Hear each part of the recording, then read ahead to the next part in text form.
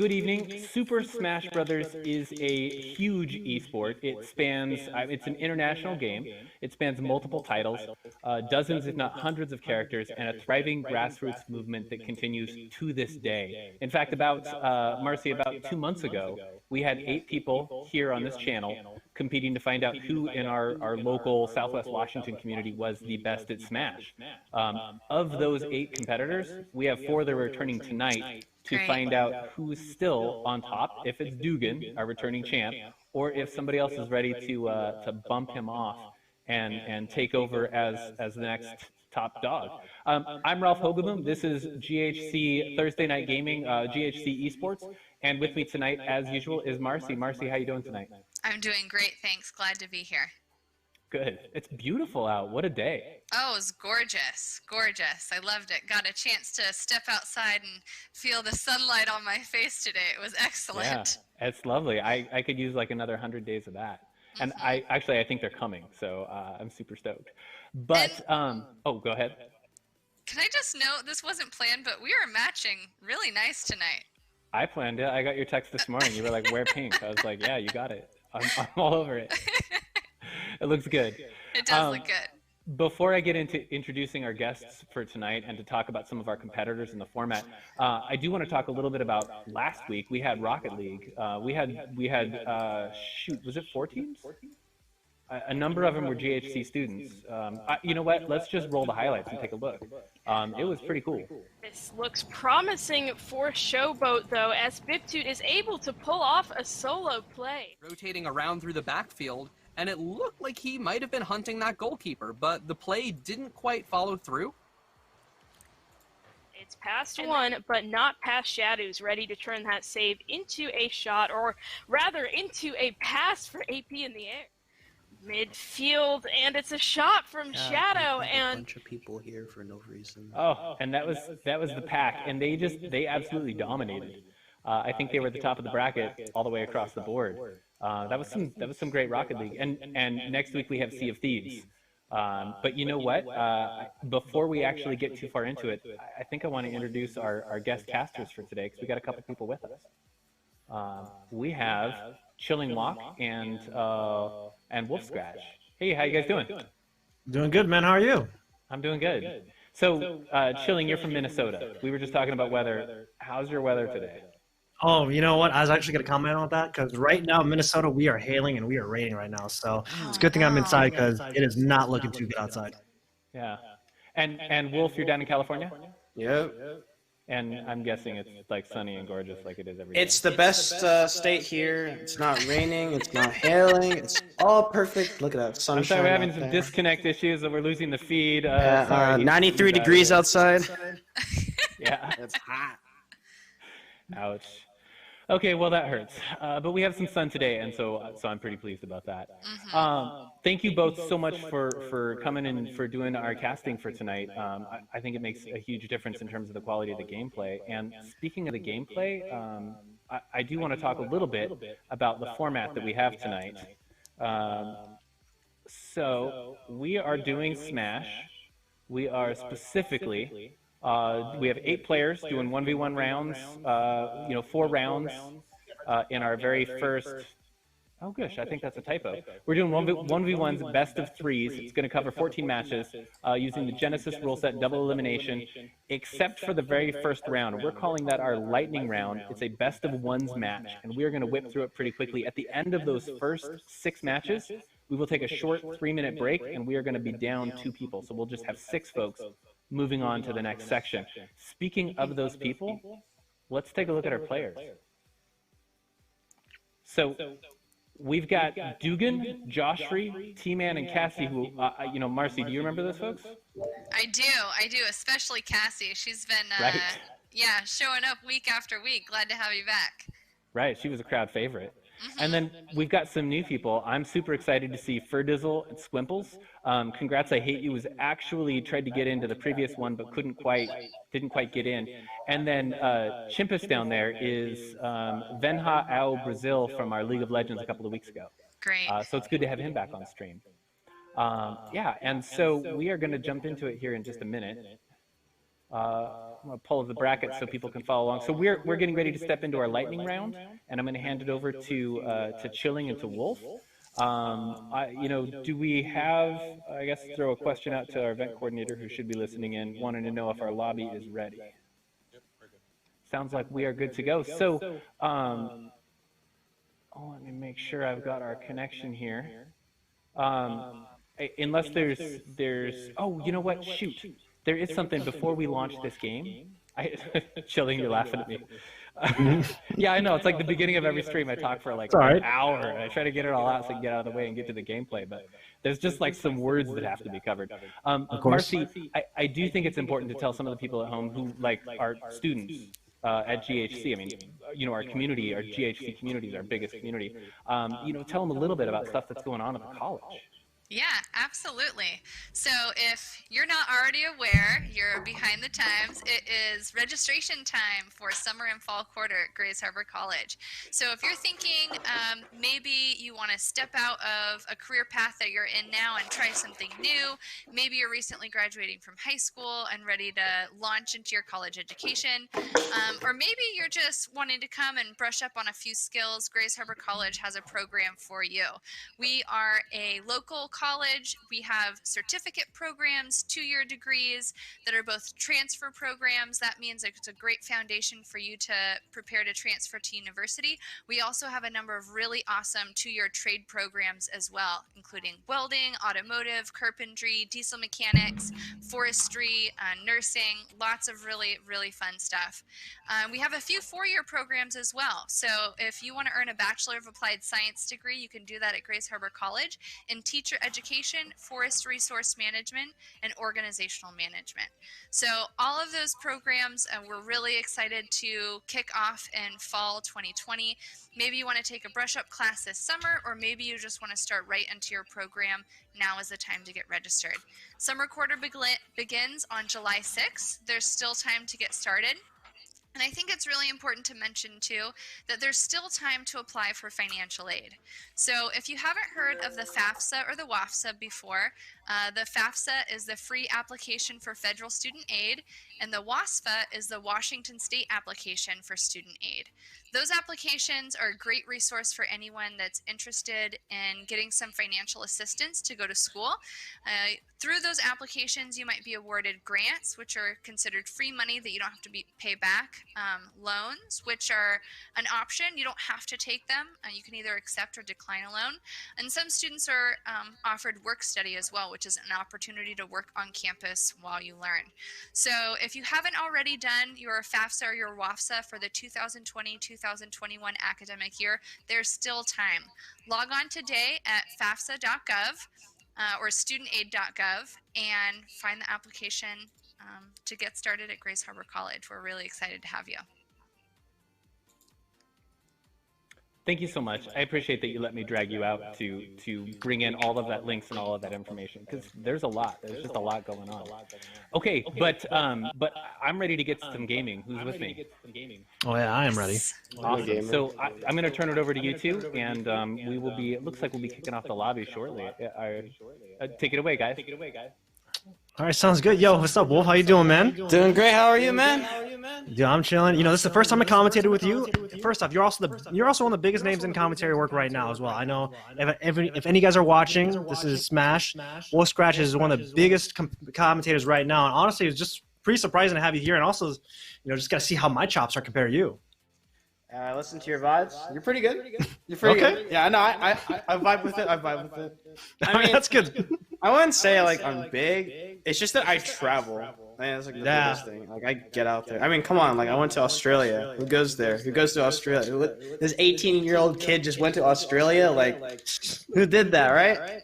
But yeah, well, that's where me as an older person, I'm 24. I don't have that kind of time to travel. I don't have that energy to travel. So for you being such a young kid traveling everywhere, that's what you have to do, and that's your dream. And got to respect that. But we got to get in this game because I'm kind of excited to see what's going to happen tonight and kind of see what these guys can bring to the table. Yeah, man, I'm excited to play some Smash. I'm excited to commentate Smash. I think that's like the biggest thing. Like it's been so long since I commentated. Like I commentated Rivals, and then I commentated I don't know. I don't remember anymore. Like it got so bad that I played League of Legends. Like that's how bad it got. Like it went so bad that I actually went down. I went to Riot Games and I was like, yeah, I'm gonna play some League of Legends. That's my favorite game. Like I had to take a break to play that toxic game. No one says they want to take a break and play some League of Legends. Hey, I play League of Legends. You know, I still commentate League of Legends, so don't be hating on my other game, okay? Come on. Yeah, I told you I accidentally joined a team, right? Did I tell you that? Oh wait, no, actually, it's actually surprising. Yeah, I actually used to play a lot of League of Legends. Nowadays, I used to coach too, but at the end of the day, I'm just commentating both games, and I'll still have fun with it, man. That's all that matters. All right, well, we're ready to get the match underway, so we're just waiting on the players to join in. Let's get smashing right now. Do we call Smash players smashers? That does not roll Smashers? off the tongue. No, it doesn't. I think there's a section when if you say smasher, so I think we gotta keep that PG, especially for collegiate programs. So I think we just call them Smash players. But right now we have Dugan and I think Chimpus going at it. So we'll see what happens this first set here. I know Dugan is the Fox player, so we're gonna see how he does, especially on Wi-Fi. I know you had a lot of voice that Fox isn't the best on Wi-Fi, but so we'll have to see how he brings the heat. Yeah, honestly, like Fox to me has been hype in every single game. Like especially Melee. Watching Fox Melee is so much technical. All right, looks like there might be a little bit of technical difficulty as we have to restart the arena real quick here. So I'm just gonna let the producers in the background get that all set up real quick as we wait here. And so yeah, honestly, for the people who are watching, kind of explain like how you got into Smash, because you're 19. Did you start Smash way back when, or what? Yeah, so my first Smash game was Brawl on the sideways Wii remote. Those were some great times. On a Wii remote. Nunchucks. Yeah, like I did nunchucks and I transitioned to a Wii remote. Like legit, my friends and I would fight over who gets the sideways nunchuck besides the GC controller, because like no one wanted to use that because we're like, what the hell is that? That's like the worst controller for Smash. And then after a while, I transitioned into Smash 4. And I played on the gamepad from there. And then I realized that, dude, the GC controller is actually pretty good. And then I started going from there.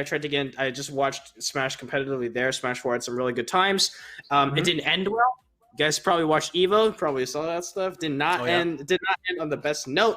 But let me tell you, Smash Ultimate has been by far one of the best Smash games, and also competitively too. It's just been great. Okay. Yeah, honestly. So for me, right, I got started Smash just actually this past summer. My history came with other FGC games like Tekken. I love that game, and I still commentate that. But in Smash, I felt a lot better. I played Smash 4. It was really weird. I didn't like tilting. I didn't know what tilting was. I'm like, I have to tilt this Joy-Con. It just feels so different. But nowadays, thank God you can move the C-stick around and you can use that as tilt mechanics. But thank God, because right now I'm enjoying a lot, especially when it comes to Smash and the DLC characters, because I'm a Terry main. I mean, speaking of DLC characters, ARMS character. What's your thoughts on that one, man? Honestly, you know what? There's a lot of discussion of it. I think ARMS appeals a lot for the people who are Nintendo fanatics. But me, I play a lot of games, right? And when I see an ARMS character, I'm like, you know what? I don't think there's a reason to get hype about that. Like, I don't think a lot of people have played ARMS or had fun playing ARMS so far, but we'll see what happens. I honestly advocated for other characters. I wanted Sora to get it. I know people don't want Sora, but I would like Sora in Smash eventually, because I already figured out his entire kit, man. I know it was F Smash is, everything else. Yeah, well, speaking of Fox, I'm not seeing that right now. Oh, yeah. It looks like he's not. Maybe he was just kind of teasing us with a little bit here, because now we're going to be going to the match. Dugan running the Nest and Chimpus running the Piranha Plant. That's going to be surprising. Oh, yeah. Got to get that Plant going on. And do you remember, Plant, pretty underrated. We're starting on Kalos, interestingly enough. Oh, okay. Let me tell you, if people seeing starting Kalos, you would not hear the end of it on the Smash discussion, especially on Twitter. Man, God, you hear people discussing, like getting mad about that. But this is really cool, interesting to see the SDI is not in the right direction. Oh my God, what? All right, man. Dugan trying to go from a 0 to 100 real quick here with the PK fire by the ledge here. Already got him up to 110%. Good Lord, Dugan. Man, this is when we talk about SDI. This is the definition of SDIing. Whew. Yep, of course, when you hit the PK fire, you have to SDI. There it is now. Because he was caught in ledge, he couldn't SDI here. So, no. Man, Dugan, don't be Wi-Fiing people with this PK fire, man. No one wants to see this kind of game. Yeah, this man embodying best Ness. Man, you talking about flaming people? This is exactly what he's doing with the up tilt into the up air. 90% already, and we're only at 6 minutes into the game. Man, it's kind of rough, bro. And man, Dugan still only has 3 stocks left right now. Recovering high is the option, and still using that PK fire to create some space here. Another F smash with that bat to knock him to the left side of the stage here with the PK thunder to go for that edge guard here. Up in the air now. This isn't looking too good, Chimpus. He's just a plant. Just let him down. But dude, get him on the ground. I think the crazy. Ooh! Man, I got smacked. Yeah, Chimpa's going for that F smash right in the center stage here, knocking him out. But still, 167% here is looking pretty tough for him. Yeah, it's doable though, because do keep in mind a lot of rage coming into this plant, and actually was able to break out of the grab using the F smash. Dugan eating quite a bit of damage. But yo, did he just run up slowly and grab him? He did a light jog to grab him and then go for a back. That's what Dugan was trying to do, go for that mix up with that walk here. But with Chimpus going for that down B here, trying to see if he can get some long range hits here, because he doesn't want to get close to this guy. Oh no. SDI, please get out of there. Oh, 104. Oh man, that's immediate. He was at 30% before all of that. So that's where Chimpus, you have to play very careful here. You already see him opting to stick into the plant and play that long range game, because he does not want to get anywhere close here. And Dugan, he's kind of playing with fire. Yeah, I think he just wants to go for the grab, but hits him with a perfectly spaced out back air. Oh man, if there is a way to represent perfectly what SDIing in this game and how important it is, I'm gonna show you this VOD right here.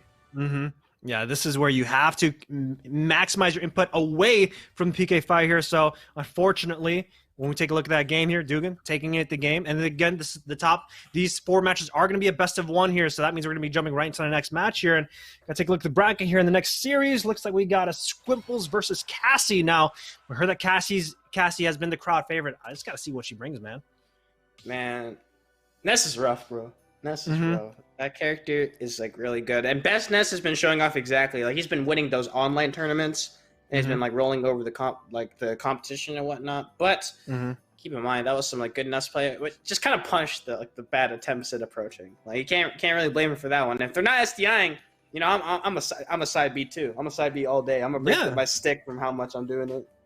And elsewhere, that just comes with like knowing the character, right? Knowing the matchup and knowing what you can do. Because, after talking with a little bit some other PR players in my area, they're always saying, man, you got to know the matchups before learning fundamentals. Just know the matches, know what they do, know what each character does here.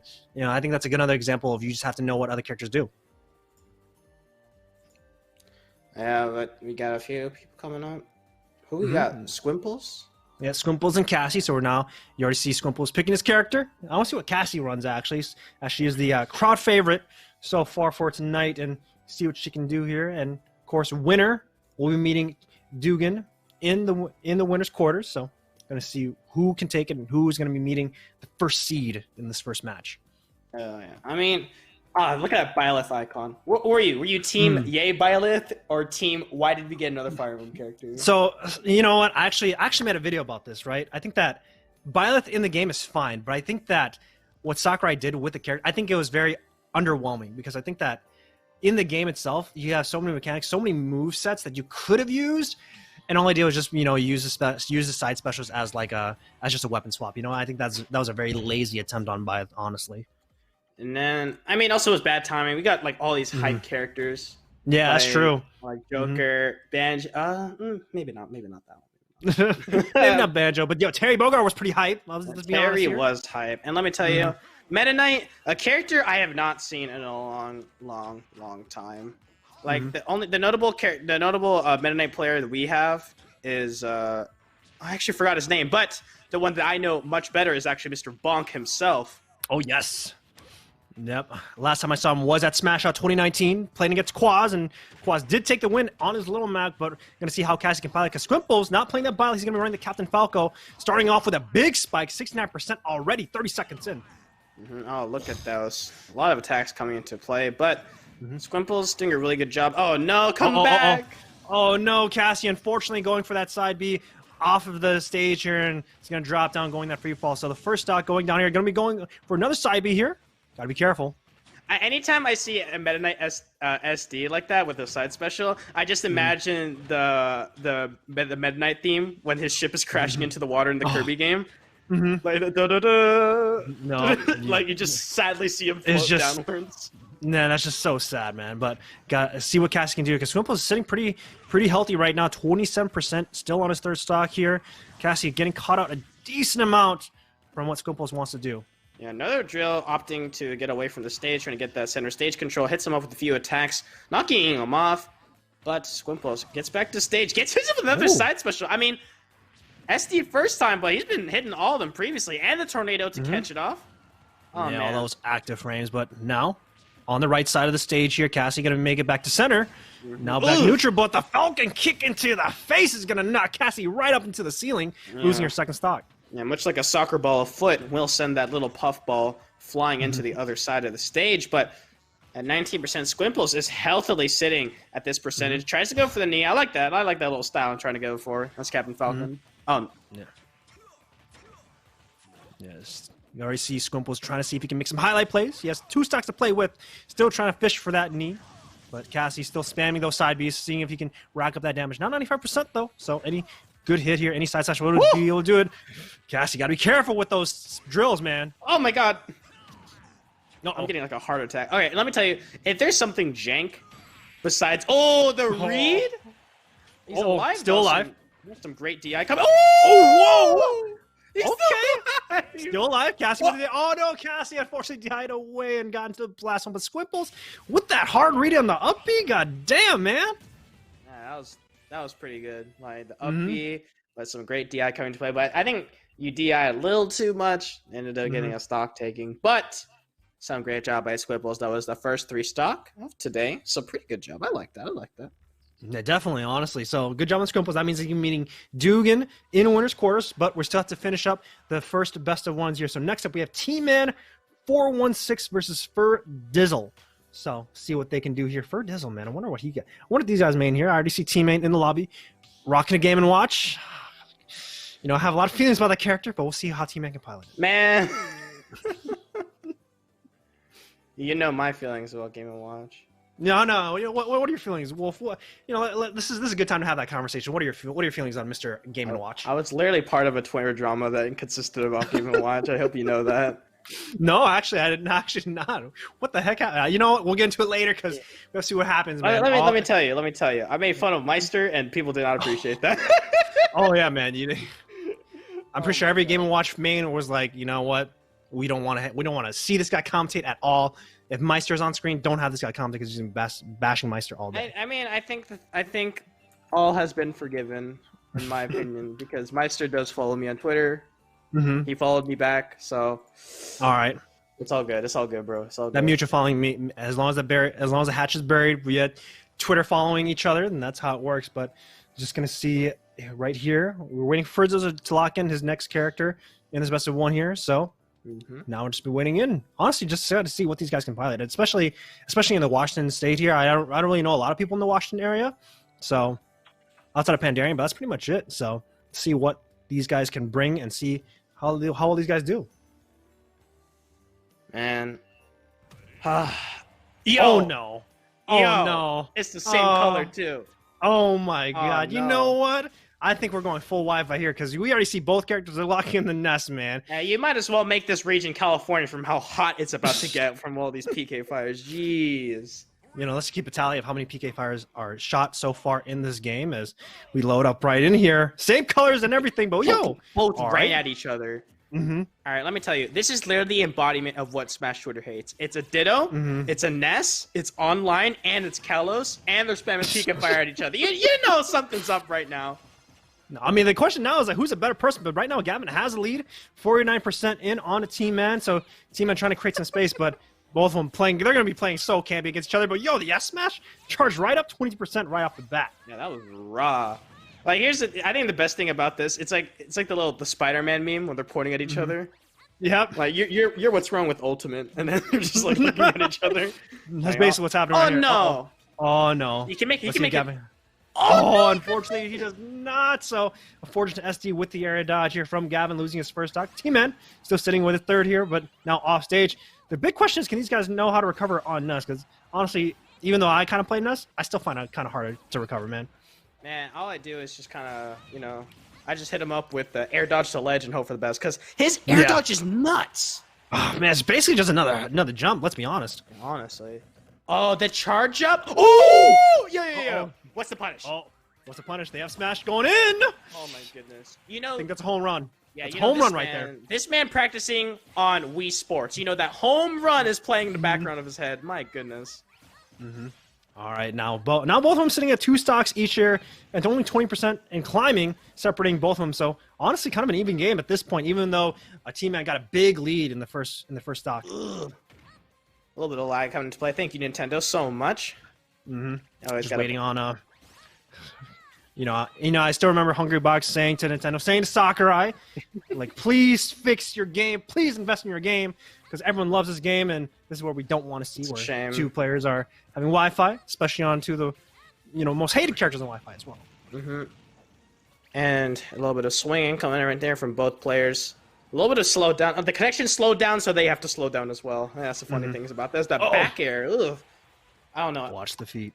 All of Ness's aerials are good. I think that's the scariest part about this character. I know. The nair is good. The down air is good. The up air is like amazing. Oh, the PK Thunder in the air. Gonna see what they want to do. See how it catches the landing. Just gets away with the yo-yo though, but the angle there and the yo-yo, both of them pulling up. But since he was in front, the yo-yo came in front of him first. Did get it on, but my goodness, we are chugging right now, and Nesses are just swinging at each other. And let me tell you, Ness F tilt, highly underrated. Oh yeah, actually, yeah. You gotta, man. That feat, it just comes out so fast with so little end lag. You literally just spam it all day, and that's where you can get pretty freighted. But a good downer into the up air, into the PK Thunder here. Oh, Gavin, I respect that. You're trying to go for the lightning tackle here. You gotta see if you can get back on stage though. Yo, he was looking the other way. He wants to go for another home run, but Gavin holding on to a stock, but he's got to avoid these PK Thunders. Using the magnet, that's exactly what I want to see to avoid it. Suck it up. The down tilts. Oh, hit him. Keeps kicking this kid. Yep. Got to be careful here. And there's another down air. No cover off, but those up smashes catching both stocks at a time. But take a look at it. 1 stock each here. Team Matt sitting at 95. So a good hit, a little more percentage, and a grab from Gavin. And should be able to take it, but the PK Fires are coming in. And Gavin trying to see if he could fight back. This is the thing. I mean, Ness can get a lot of damage real quick, but since both of them are Ness together, they both have relatively small models. So that kind of come into play, especially with both their combo game. But both of them kind of hit each other. Just does not show at the fair, though, so he's off stage. Hopefully we get to see the magnet forcing it out. I love that bait. That was such a good play by Gavin. Doesn't take the stock just yet, but, man, he is close. Yep, air dodge back on the stage here, so now Team Man controlling neutral with more PK Fires. Gotta see what Team Man can do. These are going to be a lot of PK Fires. Good SDI out here. An up smash, knock him in. 78 to 136 right now. What is the punish? Because Team Man's off stage. He's off stage, but he's got to get back. Oh, no. Yo, no, Destiny. Yo, what if he messes up this recovery? He gets it. No commentaries curse today. Wolf got to make sure. Got to believe. Yeah, much like my tweets, he don't miss. He don't miss that recovery. Got to shield all those hits, though. The parry comes into play, but unable to get it punished. Oh, that is rough. But, Team Man was That was on actually something. pretty... You know what? For a Nest match that I've watched, that was actually a pretty fun one because it was really damn close here. I don't know if it was the lag that was hyping everything up, but... Hey, man, honestly, could have gone either way. Man, that was crazy. A lot of stuff just happened right there. Whew, I had to breathe for a second. I think Team Man almost came back, too, man. That's surprising. Team Man almost came back, but Gavin taking the win here, so going to see who he's going to be meeting in the loser's side, on the other side here, so because we have the next series. Congrats, I Hate You. Versus Joshry. So, you know what? We'll see what happens, because we'll see what happens if how much hate he has on this game, or how much he hates everyone else here. Or maybe he's playing something where maybe he's playing a character that we all hate, and that's why he hates us. Jeez, just hit him up with that tag. It's like in Smash 4 when you can change your tag mid set, so you can talk to your opponent. Yeah, you actually, a lot of Minnesota players do that a lot. I know Visitor from the Minnesota PR loves doing that, and I know other people like doing that too. Bonk runs the bully tag whenever he plays in tournaments, so gotta see what they can do here. But seeing what they can do here, Joshry running the Ness icon. I swear to God, if we have another Ness here, that's 4 Nesses in this bracket. Whew. You know, 1S is enough, man. I'm gonna be real with you. Yeah, honestly, that's the reason why we don't. 4 S's on a Wi-Fi tournament. That's a little bit too much. I want to see some other characters. I want to see a Joker. I want to see some Mario. Usually, I like the combo game characters. You know. Combo, yeah. But that's the problem with Wi-Fi. It's hard to pull off those combos. Like a lot of them. That's why MKLeo will be struggling, man. Like he's so precise on those inputs. But Diddy Kong, man, mixed feelings on that character. Like he can be so good, but he just sometimes just struggles, bro. Definitely a very inconsistent character, but I think that if you understand how to pilot it and you execute it all very well, I think that Diddy Kong could be one of the scarier characters in the game here. But right now we have I Hate You piloting the Samus and Josh piloting the Diddy Kong. Let's see what they're gonna be doing, because now we're at Town City, so different stage here, no Kalos anymore. No more Kalos. I'm glad to see that. Usually I'm tired of seeing Pokemon Stadium 2, but you know, I'll take it. I'll take it at this point. And do keep in mind, this platform is perfectly set up for you know, perfectly a funny little monkey thing that we've probably seen. Infinite. Yeah, the Infinite. The pyramid scheme. There we go. Pyramid scheme. That's what it is. Yep. Good old pyramid scheme with the bananas. But whoa! Yo, okay, I was gonna get shot. I was right in his face, man. You're gonna take a point blank shot from that charge. I'm not too sure, but ooh, Josh trying to go for the dunk. I Hate You at 98 and 77 from Josh. So these guys still sitting in neutral so far. Charge shot is out of the equation for now. So Josh knows that, goes for the fast fall, doesn't read the roll, though a little bit of lag coming into play, but the dash tag does clip him out for a little more of the air dodge away, but gets back on stage successfully. Yeah, want to get some space here, but goes for that tether grab here. Now throwing Josh off stage, but the monkey flip, going to get him back on the center here. Bananas, going to be flying through here. Oh, with that slip, 108 to 107. Pretty close so far. Man, Josh is just spamming smash tags. You know what he's doing. Yeah, he knows what he wants right now, but the monkey flip, oh, the catch as well. Hate You. Says goodbye as he gets for the successful edge guard. Does roll into it. Tries to get the read attempt. Both rolling. Oh, God. More rolls than a bakery at this point. Oh, man. Joshua is just spamming that C-stick to see if he can fish anything. But because of these punishes, he's already sitting at 60% here. While I Hate You sitting at 108 right now with that jab as well. But, oh, okay. Okay, Joshua. Get shot once again, 106%. Samus is really difficult to go up against due to the fact that once it's online, and two, when Samus has stage control, it is so difficult getting it back because of how much projectiles she has, but thankfully he's able to shut out the stop. 121%, it could be worse. Yep, definitely. So see what kind of extra credit can I Hate You get here? Can he get the kill here, or can Joshua come back in this second stock here, as both of them playing a little bit more patient now? No, these guys aren't looking to rush in, but a dash attack is going to catch Josh to knock him off stage here. Going for that side recovery. Whoa! Rocket just barely whizzed past him, but 27%. He's just getting away. He just wants to keep Josh away from him. Dash attack. Ooh! Just takes the DI. Wasn't enough to save him, but 27%. He's looking really good right now. Charge shot takes him to 50. 66. You can't stop him. Oh, man, he already has a charge shot online as well here. So Josh has to come up with some cheese with that banana, but these charge shots are hitting him right in the face here. 97 here. Jabby getting him off stage. Whoa! Flying right by. Flight Simulator right now just kind of tossing them away, but 58% right now. He's just getting away. Rolls right into it. Oh, my goodness. Congrats, I Hate You. Congrats, I camped you out. Takes the game just like that.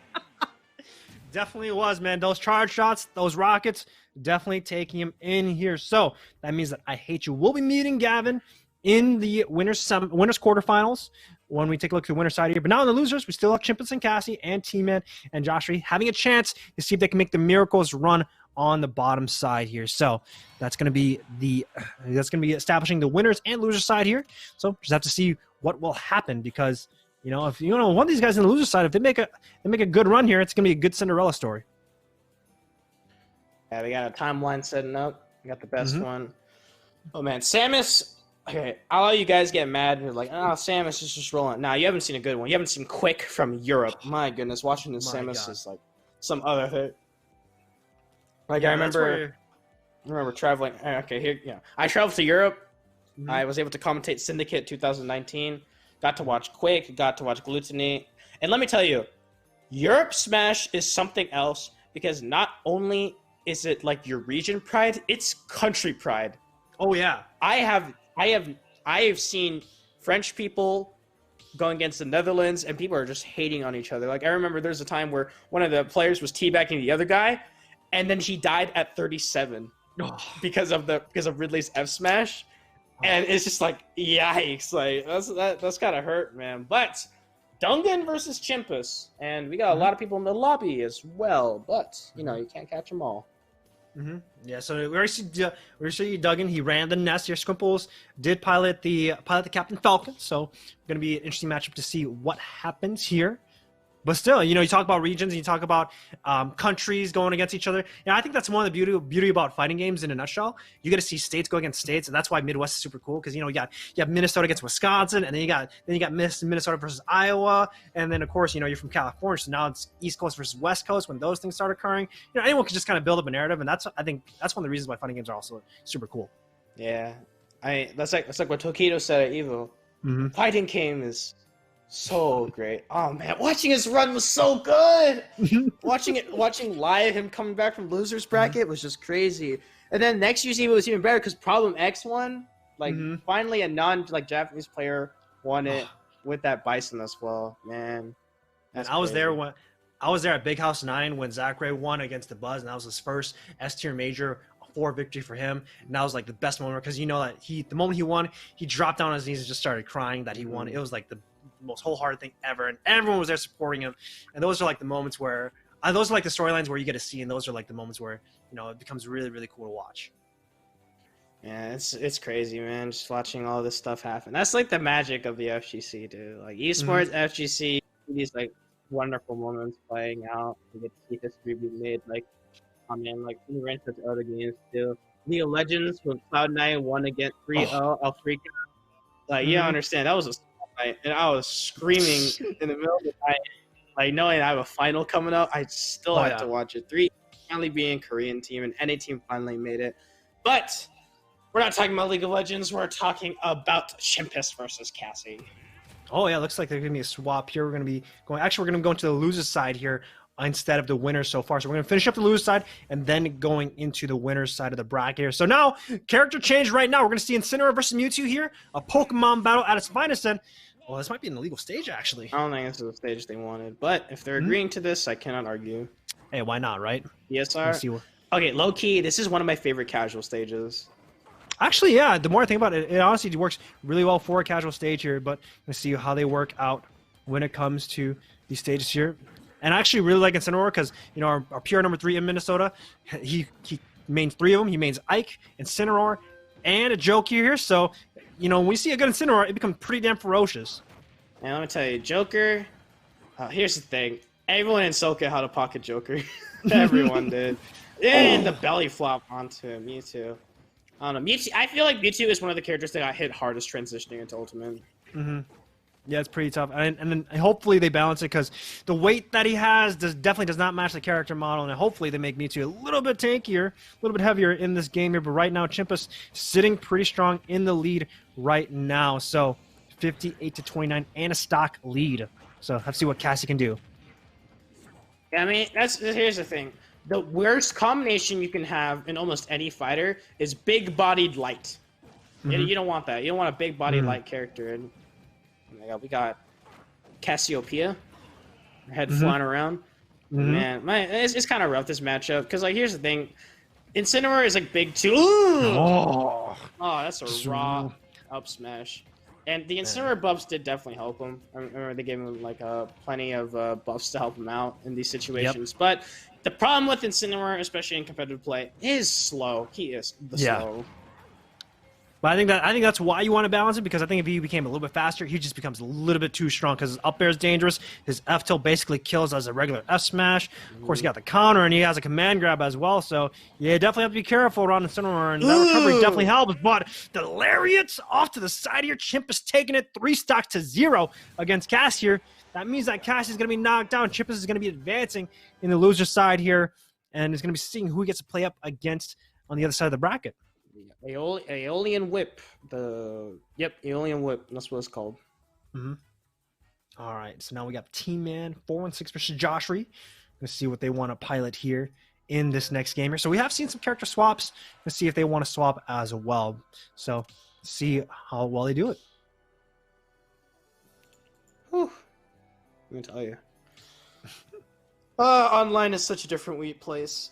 Like trying to get used to it, man. It's like, Yeah, honestly, it is. I would definitely say it definitely is a different change of pace, especially on online, because we don't see a lot of combo string characters Sonic. coming up. So Sonic. yeah, more Sonic, and Gotta go slow. I actually, God, now you're just bringing up the hate that I have for Sonic as a character. I don't want to do that. There's some people who love Sonic. I don't want to hate on you guys, but the character's badly designed. No flame. I mean, it's like Sonic and Luigi, right? Mm-hmm. Yeah, but I'm also friends with Elegant, so I don't want to hate on his character too much. Yeah, no, I'm friends with him too. Like watching him like pull his stuff off, commentating for him, supporting him through this entire journey. Dude, it's gonna be crazy when offline tournaments come back. It's gonna be an entirely different game. I know that everyone in the Midwest is just dying to travel once this entire quarantine goes over, because everyone in the Midwest, they just want to see each other again, and honestly, hopefully that happens real soon, because I want to see everyone too. But going to the match here, we have Ness versus Diddy Kong here, so see which one they can do. Of course, we take a look at T-Man set. It was last stock here. Could have gone either way. Josh Ree, unfortunately, got caught out too much by the camping, but we're going to be going back to Town City here, so we're going to see how they perform. I miss PS2. I thought I would never say that, but I miss PS2. But those up tilts looking like Smash 4 Mario at this point, comboing into each other, but catches him out with the Biggie Fire into the grab. Doesn't get the fair though, so good DI coming into play. We got he actually caught the roll with the yo-yo. Okay, seeing a little bit more movement here from both these players here. Oh, Joshua trying to go for that big spike here, but the air dodge from T-Man should be able to make it back. Good stuff from T-Man. And I was able to get back. I thought he was going to die, but the tech did come into play. Gets the grab into the back here. Some peanut butter and banana sandwich combos. Stuff you need to know, but the peanut does hit him out for a little more damage. Oh, he didn't tech that one! Oh, no. Unfortunately, the no tech from T-Man costs him his first stock here, so Josh Ree in the lead, 62% here. All he wants some extra credit, and he's getting a little bit of it. No tech zone is right. The yo-yo does miss out. Gets a dash attack into the fair for some quick damage. I mean... I think what the funny thing about how this gameplay is going, Josh Ree may be playing the monkey, but he's using some guerrilla tactics at this point. Like the hit and run. Hits the 1-2, hits him a few times, and then runs away. If he gets the banana, repeat, Yeah, honestly, Diddy Kong is one of the best whiff punishers in the game, because if you whiff, you're going to get a banana into the face, and that's what's going to happen, because right now T-Man sitting at 77, A2 with an F smash off the banana, and now he's taking it, now sitting up 3-1 in this stock here, and he's going to be looking to bring in some more heat with those kicks. Oh, God, look at that. Oh, hits him. Oh, no. Yo, this man is eating all of that banana. This man is getting a lot of vitamins.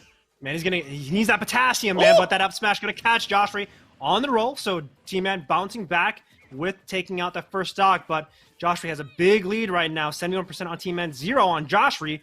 T-Man have to see if he can make the 3-stock comeback. I mean, dangerous though. The thing is that T-Man's getting hit with way too many bananas at this point. Sure, that SD was kind of rough, but oh my God, this man eating all the peanuts to the face, but gets away with it. Whew. It's kind of rough at this point, because one banana into an F smash should be able to take this match. Yeah, that's where it gets kind of dangerous. So more bananas, more peanuts, Kenneth caught him, but F smash is going to get shielded, so good defense here. Oh, he want to go for that frame trap from Josh Ree, but didn't take the bait here from T-Man, so got back on ledge. But still, see what T-Man can do. Okay, they up smash this, and the up smash out of shield to try to get the punish again. Trying to get something down. This man, this is an angry monkey. Yeah, he's just going up with those smashes, and there it is. The F smash going to be taking the next one here, and again, this is still a best of one here on these sides here. So once we hit the top 8 on winners and losers, then we're going to be having the best of 3s on both sides here. So this means that with the losers being done, means that it will be best of 3s from here on out. So this is where we get to see players adapt and see players, have these games differently. Yeah, definitely, and people getting used to some of the latency that's involved in the net code in Smash.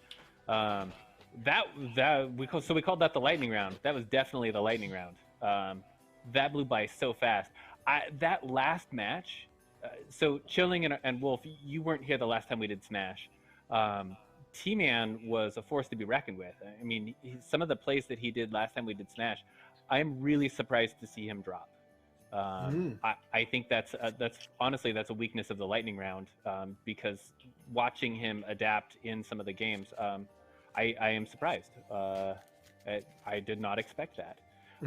Anything that you two or you as well, Marcy, saw that unexpected in those first 6 matches?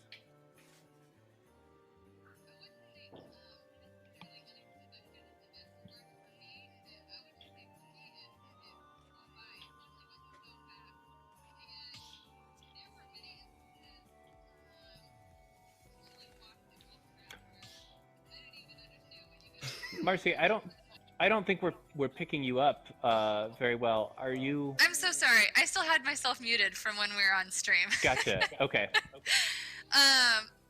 So maybe unexpected isn't the word, but ChillingWok and WolfeScratch, there were many times during those 6 rounds where I didn't even understand what you guys were saying, and I realized I still have so much to learn in terms of gaming lingo, and particularly, when talking about or casting for Smash, just really what the commentary means. So it's like a new language that I'm learning, and I really enjoy it. Yeah, it definitely is, because that's just how commentary is. You have to learn terminologies. You have to understand what the game is. But, honestly, as long as you get the idea that we're giving you guys all the energy, that's all that matters. Yeah, definitely can feel the energy. So we're going to take a short break while we reset for our next couple of matches. We're going to come back with the bracket, take a look at where we're at and where we have to go. We'll see you in about 3 minutes here on Thursday Night Gaming at GHC Esports. Stick around.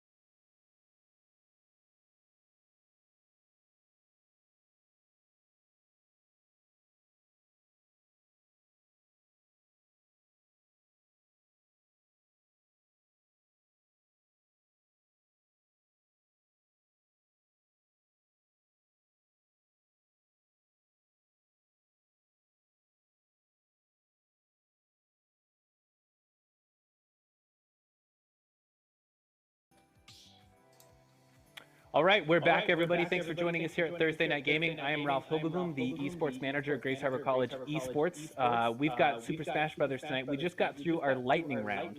6 matches where we already lost 2 of our competitors. Only 6 players remain. Let's actually take a look and see what we've got. So, if I can click the right buttons. So tonight we're working through double elimination. We've now entered in, now that we're past the lightning round. Say again? I'm getting some echo. Is that what I hear? Nope. Okay. Sounds like we're clear. So we've passed the lightning round. We are now into best of threes. The players that we have, of course, not all 8 of these players are still here. We've lost T-Man and we've lost Cassie at this point. We've got 6 left to go, and let's take a look at our bracket and show you what we're looking at. We are now in that second column. Series 7 is going to be Dugan versus Squimples. We're going to go Gavin versus Congrats, and then we're going to drop down to the last 2 of the lower bracket, which is Series 9 and Series 10, before we jump into the semifinals. And I'm pretty excited. So unless there's some reason to hold on, I think we should just get straight to the gameplay. Sound good, guys? Yes, sir. Sounds great. All right. So I'm turning back over to you two. Take it away. Ralph, yeah. All right, so I'm gonna take a look at the set right here. We have Dugan versus Squimples here. So we're gonna see how well they do here. Dugan, of course, had I think a 3-stock against the Piranha Plant against Chimpus on his PP. So have to see what happens here. If Dugan can take another 3-stock. And I see you yawning, man. You getting tired already? Ness. Nah, man. I'm just full of it, but. I don't know. There's like a lot of like interesting matches that have been happening already, but I'm ready to hop into the next game, man. Like I got all this energy. I got ready to go. Man, I had some Wendy's right before, so I got all this fast food in me. So gotta see if these guys can take it fast or if it's gonna be slower. But we have a little swap up. We have the young link coming in from Dugan against Squimples running the Captain Falcon. So I haven't seen a young link in a while. I'm honestly pretty happy to see this character come out. Yeah, Young Link's a character that I've gotten quite a lot of attention, especially with Toast. I remember seeing his run at Frostbite. Amazing. Excellent run they're going there. And really showing off exactly what the Young Link is all about. And Captain Falcon, let me tell you, I don't know, it's a character that really failed from grace, let me tell you. Like, Melee, S2J, watching his Falcon and that high speed in there. And then, what was it? Oh, yeah, Brawl. Captain Falcon wasn't a character. We don't talk about that. Smash 4, you got Fatality. And then in this game, Falcon sometimes just doesn't work. That's, like, the problem.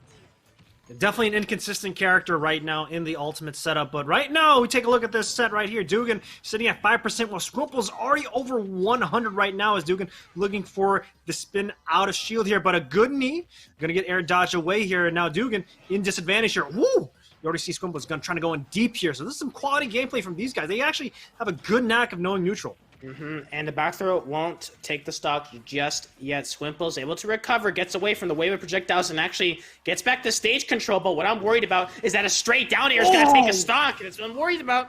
That's what I'm talking about. Like, people, they like to spam that down air, and let me tell you why. Because if you get hit by that in midair at higher percents, oh my God, yo, Squimple's coming back with a vengeance with that down air into the stage biker, and that was an untouchable one too. So this guy basically brought it back to even immediately. So I'm liking these two and how they're playing because this is a pretty competitive match. There was so much anger in that down air that it sent them not even downwards. It sent them in another angle where it was even untechable. That's what you get. That's what you get when a character like this doesn't get a game in how many years? Let's be honest.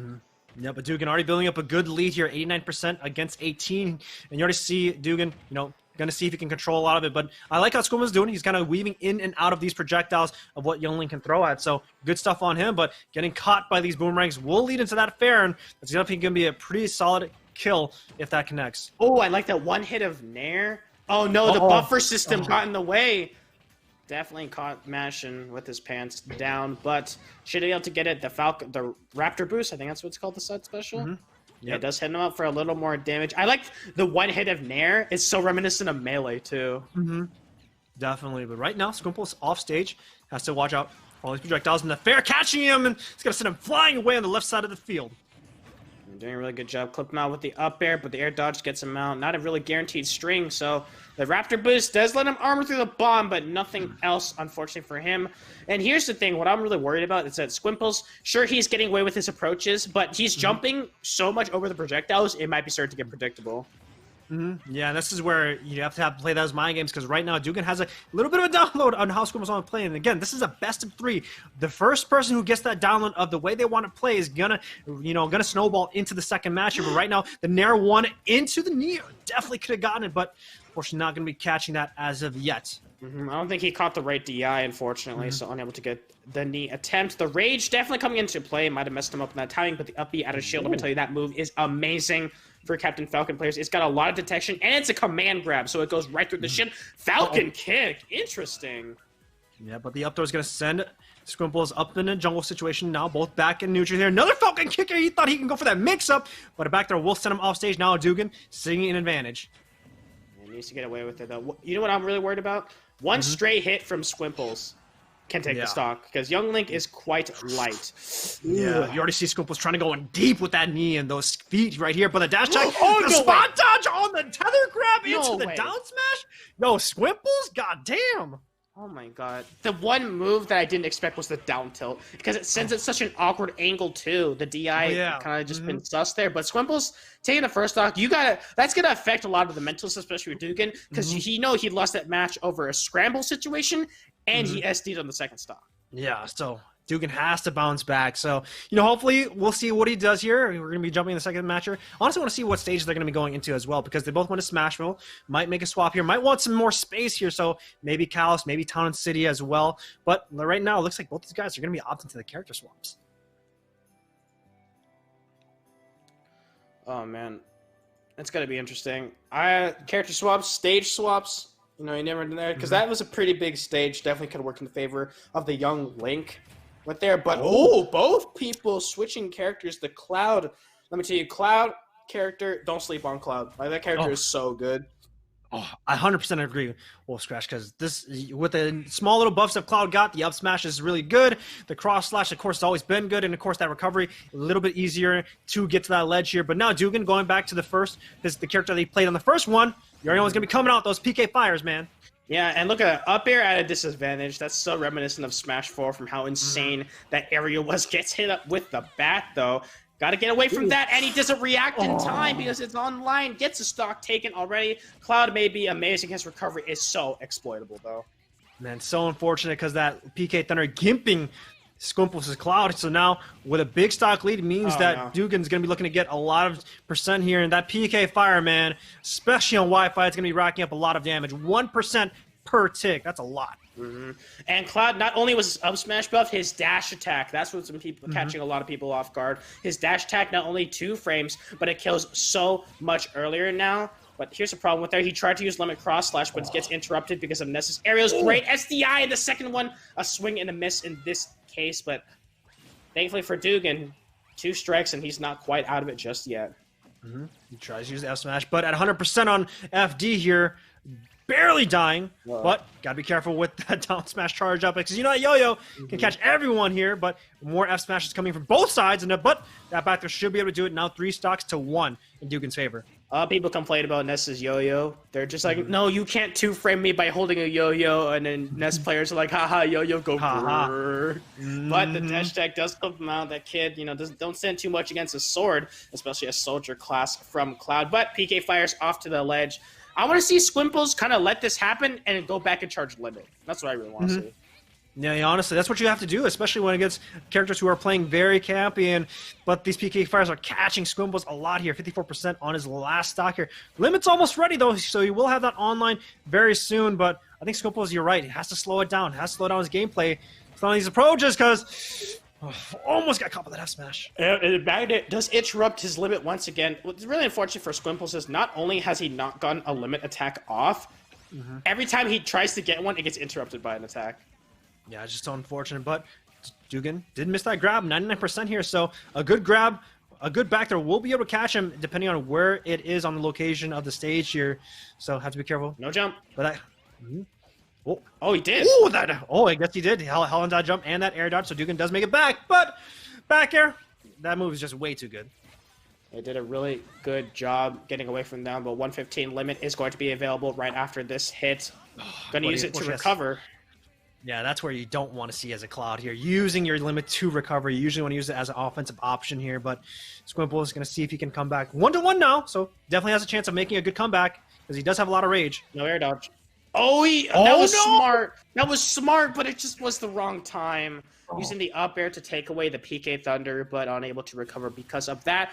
1-1's the score. Ness counterpick definitely working out, but I don't know. Maybe is it because of FD? Yeah, might just be just because of how Ness can do it, and platforms definitely have a Cloud, especially in juggling situations. So I'm gonna have to see what they want to do here in this next game here, because whoever wins this will be going into the semifinals. Actually, the winners finals of this bracket here. So see what these guys want to do. If they want to go for the swap, if they want to do anything else here. I think Dugan's pretty much okay with sitting with the Nest. I think he would. I think Squimples might want to go back to that Captain Falcon because I think he had a more presence showing on that character. Yeah, definitely a little switch coming in. But back onto the Falcon. That's what I was expecting. Mm-hmm. All right, jumping right back into it. I wonder what the stage is going to be. Maybe they're going to be keeping it 2FD here. But we shall see what happens as we load up into this game. And now, Squimples on the back end here. And we're actually going to Talon City on this stage. Now, a big stage for both these guys to play around. Yeah, but I think this is a comfort maybe for Squimples. Does like playing on this stage for the second time. And he did win last time with it, but 42% already. No tech available. And the back here hitting him up with 58%. Knee does miss out, though, but already a healthy lead for Squimples. Uh-oh. Man, I actually love how Squimples is chasing down Dugan right now, using that Falcon Kick to read the tech here, but good stuff to roll into that. But 0% on a Squimples right now. Dugan's getting caught out because now he's sitting at 95% before 30 seconds. Yeah, 95 already. Does shield out. I think he should go for the one hit, but the back air firmly placed on Ness's back. Oh, gets hit up once again. Let this man go. Gets back on stage. Loses stage control, though. Here's the problem, though. If he can get edge guard off, then he can potentially take a stock, but the current Falcon Kick just have not enough active frames. No, this is where it's going to get very scary for Squimple if he doesn't get back on ledge, but he does, so looking pretty good. Dugan now has to play real camp because he's sitting at 135 here. Any strong hit from Captain Falcon will be able to do it, but that shield grab will be able to get him some breathing room right now. Good. Only gets the soft hit, though, the weak hit of the back air just in time with the air dodge to dodge the attack with the yo-yo. Oh, no. Oh, no. If he reads this attempt. That's a balance smack, too. Oh, it goes right over it. Oh, good stuff from Squimples. Good awareness to make sure he avoids that attacker because that down smash sends in such an awkward angle. But the comeback from Dugan is coming up pretty strong here. That back there. Oh, my God. Taking that first stock, 147-0. That is one of the biggest weaknesses of Falcon. He struggles to shut out stocks, especially against Ness, who's just whiff punishing him over and over and over again. Squimples, remember, he likes to jump quite a lot, but he's jumping into these PK fires over and over and over again. Finally gets the command grab to take the stock, but 23%. Hopefully Squimples learned this lesson. Yeah, now you know that both these characters are going to be playing pretty slow right now because you already see Dugan playing a little bit safer, playing a little bit more of that wish punish game. Squimples have to focus on how he wants to approach here because he's getting caught out 74% to 0 right now, and that down smash yo-yo creating a lot of space. Yeah, doing quite a lot in this scenario. Dodging out on the PK fire. He's got to be careful because Squimples, remember, like I said, he loves to jump into projectiles. Ooh! Barely dodges the grab here with the SDI, so should be able to do it. But another back air, man! Those feet catching the man off guard. Yeah, he jumped right into it, unfortunately for him. Was able to read the attempt. He was trying to jump out of disadvantage, but the back throw immediately would catch him off guard. Squimples, neutral get up. You definitely want to do a get up attack if they're charging it up. Runs into the yo-yo once more. Oh my God, the PK fire to catch his attempt. The shield out, but he's jumping once more. Squimples. Oh, man. It's rough for him because he keeps jumping into these attacks, as I'm starting to notice right now. But honestly, Crest is Dugan for catching all these lanes with that PK fire and also creating a lot of space, right? Because usually that's what your Ness wants to do, but that up smash, not going to take it as of yet, but those PK thunders might catch him off guard. The lightning towel comes in. A lot of shield damage, but that down smash, no punish. Surprising. I think it could have been the lag as well. And also, there's a lot of shield stun on the PK smash. Rocket. But gets away with it. Oh, no! Ah! Oh, my God, that could have been it. That could have been it. I screamed a little bit. I'm not even playing the game right now. But do keep in mind, Dugan, 31% on the second stock. That's it. Oh, the back would have done it. Oh, yeah, definitely should have. It's already at 150%, so surprising here, but SSBU will knock Dugan out as of yet. Still, 2 stocks yet, but that nair. Woo-wee! Goes flying. Yes, sir. That means that Dugan takes a 2-1. This Squimples had a pretty good showing, so good job on him. Now we're going to see the other side. Gavin versus I Hate You. Man. That was rough. Honestly, yeah. Definitely. I think that Squimples, he's got too much by his approaches, man. He got caught by landings. Was a little bit too headstrong when he was going in, so just has to change up his game plan. Could have gotten it. To be fair, that connection was kind of sus, too. You hate to see it happen. You hate to see it happen. Definitely, and that's where netcode kind of just costs you, and have to see what happens because right now we're going to be seeing Gavin versus I Hate You, and I Hate You did run the Samus, and Gavin did run. I'm trying to remember what Gavin ran the Ness as well. So we shall see what these guys want to go for, if they want to make for a swap or anything else. Yeah. Okay. Speaking of like names like that, who is like, what's like the best tag that you've seen from someone? The best tag I've seen from someone. Tag, Ooh. Yeah. Oh, man, I'm trying to think here. Honestly, I don't really know. I'm actually surprised. I never really thought about those kind of tags because usually I think tags are kind of original. And I usually like those tags, but I think I can totally weigh in here. The best one I've seen was in Rocket League, and it was Taco Cat. No, sorry, it was Taco Panther. And I was like, man, I'm even gonna compete against that guy. It's just too good. One of my favorite ones was it was a doubles team, and their tags put together was Boba Tea. I thought that was Boba Tea. Funny. Oh, that's a great name. That's a great doubles. I think doubles names are really good. Boba and Tea. It was pretty good. But oh goodness, it's like the futuristic age versus the medieval age with all these projectiles coming into play. We're gonna see. Whew. Yeah. The funny thing is though, Young Shield can block almost all those projectiles, so that's where the medieval edge might have it in their favor. But you already see, I Hate You going for those legends, going for those camps here. But that jab 1 and jab 2 are not safe together, so you have to be mindful of what happens.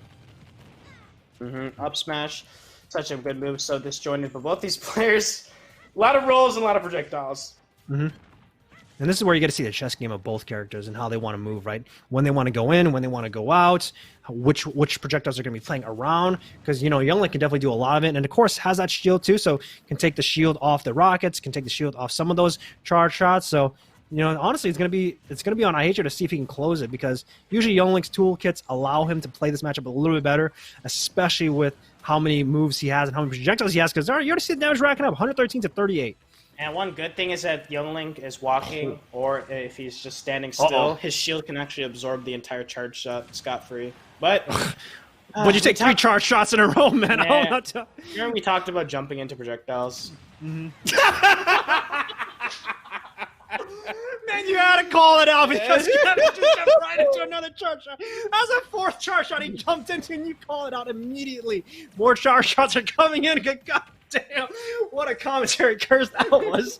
Well, I was like, you remember talking about that from? He gets hit with the charge shot once again. Like, man, okay, look at this. He's going to do he's going to roll back, side special, or he gets a grab. Okay, here we go.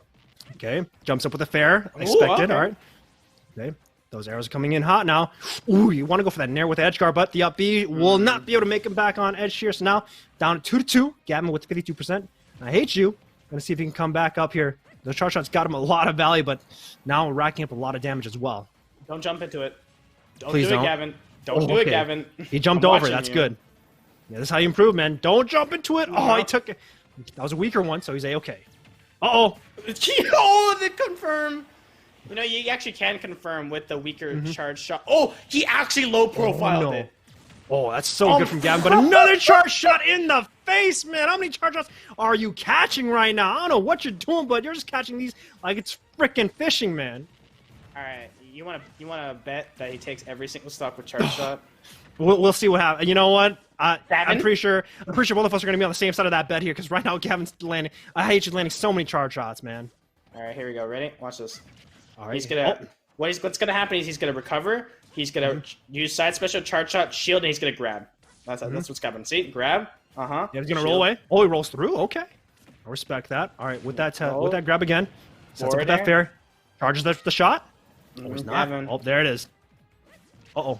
Ooh, okay, reads the roll using the down arrow, like that stuff. Gavin, got to be really careful though. What I'm really surprised to see, Hate You is not using up B as a shield. Definitely, especially against these unsafe attacks here. But there's another charge shot landing on a Gavin. All he needs is one more to fulfill that bet. And can they do it? But a charge shot on the read on the up smash from Gavin? That's looking good. Oh, this man reading him. But gets hit up with all these attacks. Congrats. Getting a little antsy on those grabs, though. You got to be careful with those attempts because the tether grab, it may be really good, but it is so laggy, especially when you miss it. But as long as he doesn't run into any charge shots, maybe he's got a chance. Yeah, I like how Gavin's playing right now with this projectiles, with the boomerangs and those flame arrows right now. Boomerang is definitely the biggest tool he's using to confirm a lot of these moves, but down tilt into the fair is going to be missing. Now Gavin trying to see if he can catch a landing, but that down smash comes out real fast. Yeah, down tilt is such a good move. And here down tilt. Don't jump into the charge. I just don't want to. Let's not jump into it. Oh no, Gavin going a little bit too deep here. Didn't make it back. He barely does with a footstool. Oh, I was gonna save. Yo, watch out for the charge shot. Ooh, almost jumps right into the F smash as well from I Hate You, but that up tilt is racking a lot of damage. 99 to 142 now, so if he gets an air, any good hit will be able to do it. There's an air. Oh, that's gonna do it. He can't make it. He can't make it. Oh, he got it, Gavin. Gavin takes it. Yo, you said that I Hate You was gonna get all the stocks here, but looks like you cursed I Hate You right there, because I think he's gonna be hitting you after that match. Oh man, like that's gotta be rough. He had the entire match in his hands, but it was just that one mistake that just caused him to lose out. Ugh. Yep. But still, it is a best of 3, so we're gonna see what they can do, what I Hate You can do to bounce back. But Gavin, having the momentum swing for his side here, so we shall see what happens and see if there's gonna be a swap. But I don't think there will be, because Gavin already taking the victory. I don't think there's gonna be a needed swap, but looks like Gavin will be actually opting for a swap in this match. It's so weird seeing Gavin again, because I think of Tweak and his young link that he tried out recently, for a little bit. But once again, match number 2. What do you think? You think he's gonna jump into charge shots, or is he gonna adapt? Let's hope he adapts. Honestly, I want to see him actually just utilize the shield a lot more. Walk up. Let's go for a light jog towards him. You take all the projectiles pretty safely. Yes, too. Yeah, that's the stage you want. I missed, but look at that. Easy boomerang into the forward air. Look at this combo. 62 already.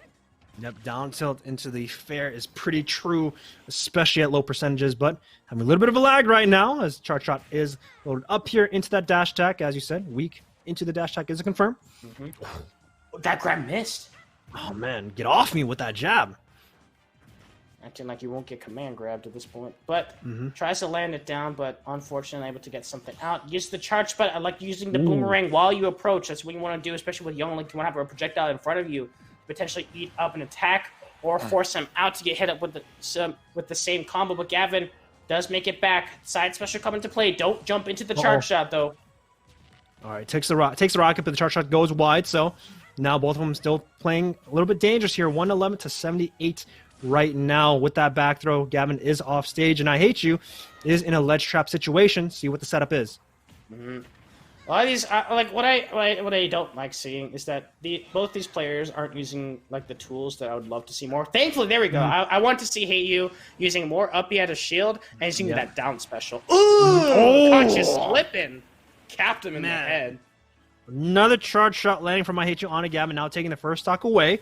85-0 now, but another fair off the boomerang is going to build up some damage here. Gavin going to look for another edge guard. He does with that down air, and it's going to be looking good here. Now, basically an even game, 0-0.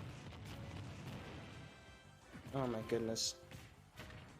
He's doing such good work, but doesn't space out the S smash correctly, so gets punished out. But the roll into the grab, peanut butter and jelly, it's so good for him.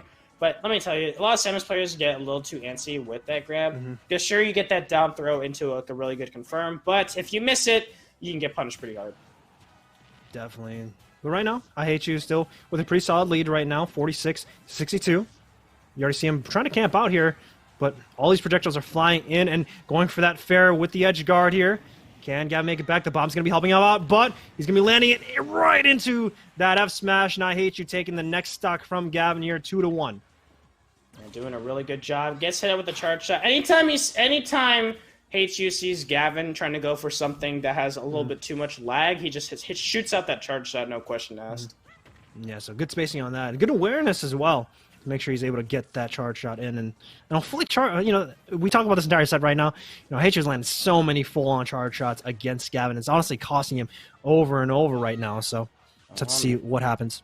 Misses the ledge, but the up smash does catch him out for a little more damage. And trying to use the one hit of fair. Doesn't get the combo down. Both these characters kind of swing at each other. But congrats, I Hate You. Has charge shot available. And it shouldn't take a stock now, but now it will if it's near the edge of the stage. So he's got to be careful. But gets the combo with the boomerang. Oh my goodness. See, catches him slipping once again. Mm-hmm. Yeah, 133 to 127 right now. So we'll see what happens. But we'll see what happens. But another charge shot. We'll be able to take it here. Now two stock take from I Hate You to Gavin. So now score is 1-1 right now. So good job on I Hate You to bounce back in this set here. Man, these sets are getting pretty close so far. Had a 2-1 in from Dugan and Skumple. Now another potential 2-1 in this set as well. Yeah, man, it's kind of rough right now. Mm-hmm. Yeah, but you're going to see what these guys want to do here. If they want to change the stage, more likely they will. I think these guys are going to be looking to stay on to these characters because, it's looking good for both of them. Just to see what Gavin can do to adapt because he's catching a lot of these balls, man. A lot of these electro balls, and you don't want to catch too many of them because they'll shock you. Yeah, hurt. Charge shot. Man, eating those for breakfast, lunch, and dinner. Like the special, 10%, easy. Eating it up, man. It's kind of rough, but switching on to the Ness. All right. Good change up right now. So Gavin pulling out the Ness here. A little bit easier to deal with the charge shots because, of course, Madden can absorb any sort of energy-based projectile towards you. So now having an answer to it is going to be looking good. See what Gavin can do to utilize that tool. And also as a reflector with F Smash. Mm-hmm. I'd like to see that. Uses a charge shot and gets it reflected back at him. I actually want to see that. Oh, that'd be so cool if he can actually do it. Not a lot of Nesses like to do that because it is a risky move, right? You have to time it just right, like in baseball. Mm-hmm. Yeah, man, it's looking good for Gavin right now. It's like catching a 90-mile-per-hour fastball. Like if you miss it, it's entering right into your chest cavity. Then you got to retire. Totally didn't happen to me. That's why I'm telling you about this story. Yeah. Totally did not happen to WolfeScratch because gotta be careful. Man, my career ended pretty fast. Yeah, that's what you don't want to happen. Having a career end off of something like that because that's very dangerous. Hopefully you're doing okay. Hopefully you're recovering okay. That's the big thing, man. And I'm all right. My coach was like, "Yo, you get a free walk." I'm like, "I need to walk back home at this point." Coach, I don't feel so good, man. Walk it off. You're fine. If Gavin actually manages to land that home run off the charge shot, I think I Hate You definitely has to go for a walk home because that's definitely going to hurt if he gets that reflector. And gets the grab on. Here comes the forward throw just to force him off stage, keep him in check, keep him a little honest. But the side special does land, though. Got to be careful, though, because I think if he absorbs the charge shot, it should make him pretty into the healthy, like maybe 70%, bring him all the way back down. But lands the throw. Here's the thing. All Hate You is doing is just whip shot. You missed the ledge, buddy. Eat a charge shot. Man, that's the thing with Ness especially when it comes to second jump because of how it operates, it doesn't really catch ledge that well unless you're hitting the tip of it. So you have to be very mindful of how you jump because if you don't, you're going to take a projectile right into the face. You're going to take something else. But with I Hate You, he's not catching anything. He's going to be dropping off into the blast zone now 2-2 when it comes to these stocks. Oh, man, doing the best he can. Here comes the drag down into the down tilts. I would like to see more of that. It's land the grab. I think the grab is going to get you a lot more with the down throw fair instead of going for the down tilts because he gets broken out and it's not guaranteed damage. But what are you doing, buddy? You better get back on stage. Oh, no. Oh, no. Oh, man. Yeah, that was a mistake, man. I think he could have air dodged back to ledge here, but instead, opting for the PK Thunder and not teching it means that he's going to lose his second stock here. That's what you don't want to see, especially in a series that is 1-1 right now here. With I Hate You. More of these projectiles are going to be landing onto Gavin as well, so it's going to be looking pretty tough for the young kid against the alien Slayer. And Slayer, the bounty hunter. The bounty hunter. Oh my goodness, please. It's just a charge shot. Oh, no. You hate to see it, man. You just hate to see it. Oh, man. Oh, no. See, the problem is like, at that point, you gotta take those. You can't say no. You gotta take that. You gotta take that W and you gotta run because at that point, that's a yikes. No, why not, right? So that means that congrats, I Hate You advances to the winners finals against Dugan, and that means that losers finals we're gonna be jumping into that. That means it looks like we're gonna be having I Hate You actually still continuing onwards unless we're going to be jumping into the other side of the bracket. So we'll see who we'll be seeing so far here. But with that being said, it's going to be I Hate You against Chimpus and the Squimps versus Joshry. So we'll see who we're going to be seeing in this side of the bracket right now as we'll be loading in. But these guys, man, I'm definitely enjoying these series, especially when it came to some of these closer ones, because you can see sparks of good competition and good movement from these players. Yeah, good stuff coming in from there, but you gotta do what you gotta do. Like that's what kind of sucks about that. Mm-hmm. Sometimes you just take those victories, take it when you get it, and I always say that Smash is a pretty punishing game, because a big mistake like that can definitely cost you a match compared to other fighting games. So just because of how Smash operates as a platform, probably compared to other FGC titles. So see what they can do to bounce back, and still we're gonna see the rest of it. Gonna be on the loser side though.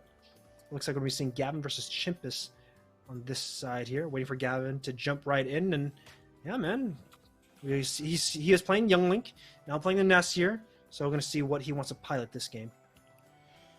Let's see what he's got. Mm-hmm. Oh man, I think there may be a miscommunication, but throwing the bracket up, according to the bracket that I grabbed from, I think it was Challenge, that pre-sorted things. You actually drop down to Series 9 down at the bottom of that second column, which we Squimple versus Joshry, and then go up to Gavin and Chimpus after that. But Gotcha. I'm not sure what our event coordinator is loading in right now. I think Chimpus and Gavin are up right now, so we're going with fine. Perfectly fine here. So we're going to be seeing the Series 10 match right now. And we're going to be seeing a different match. Young Link versus Ike here. I haven't seen a lot of Ike so far, so Chimpus bringing in some old school. Ike's really good online. Like, he's so good. Like, the fact that, you just need to rely on your bread and butter, which is... Uh-oh. This is an illegal stage.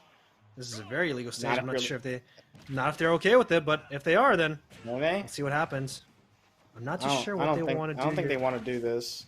I don't think Gavin definitely wants to do this, so this might be a mistake here. You already see Gavin making a run. This is not this. I'm not too sure what they want. We're just having some fun here, but it might be a mistake. I think they should call for a stage switch. Yeah, it looks like this is gonna be a mistake here. We're already getting some reports coming in, so both these guys were not been playing the King of the Fighters, even though this is a great stage for FGC. This is not the correct stage for Smash legal stuff. So I just have to have these guys get out of the match here and then go right back in. You can't run off. You gotta hit them. Yep, you can't run off the stage. You have to kill each other. Just knock people out. We demand blood. Demand the blood here. That's what you have to do. We're not going to be waiting 7 minutes, guys. Just kill each other, knock them off stage. Just do that. Let's go. Demand blood. We want blood. We want to see violence.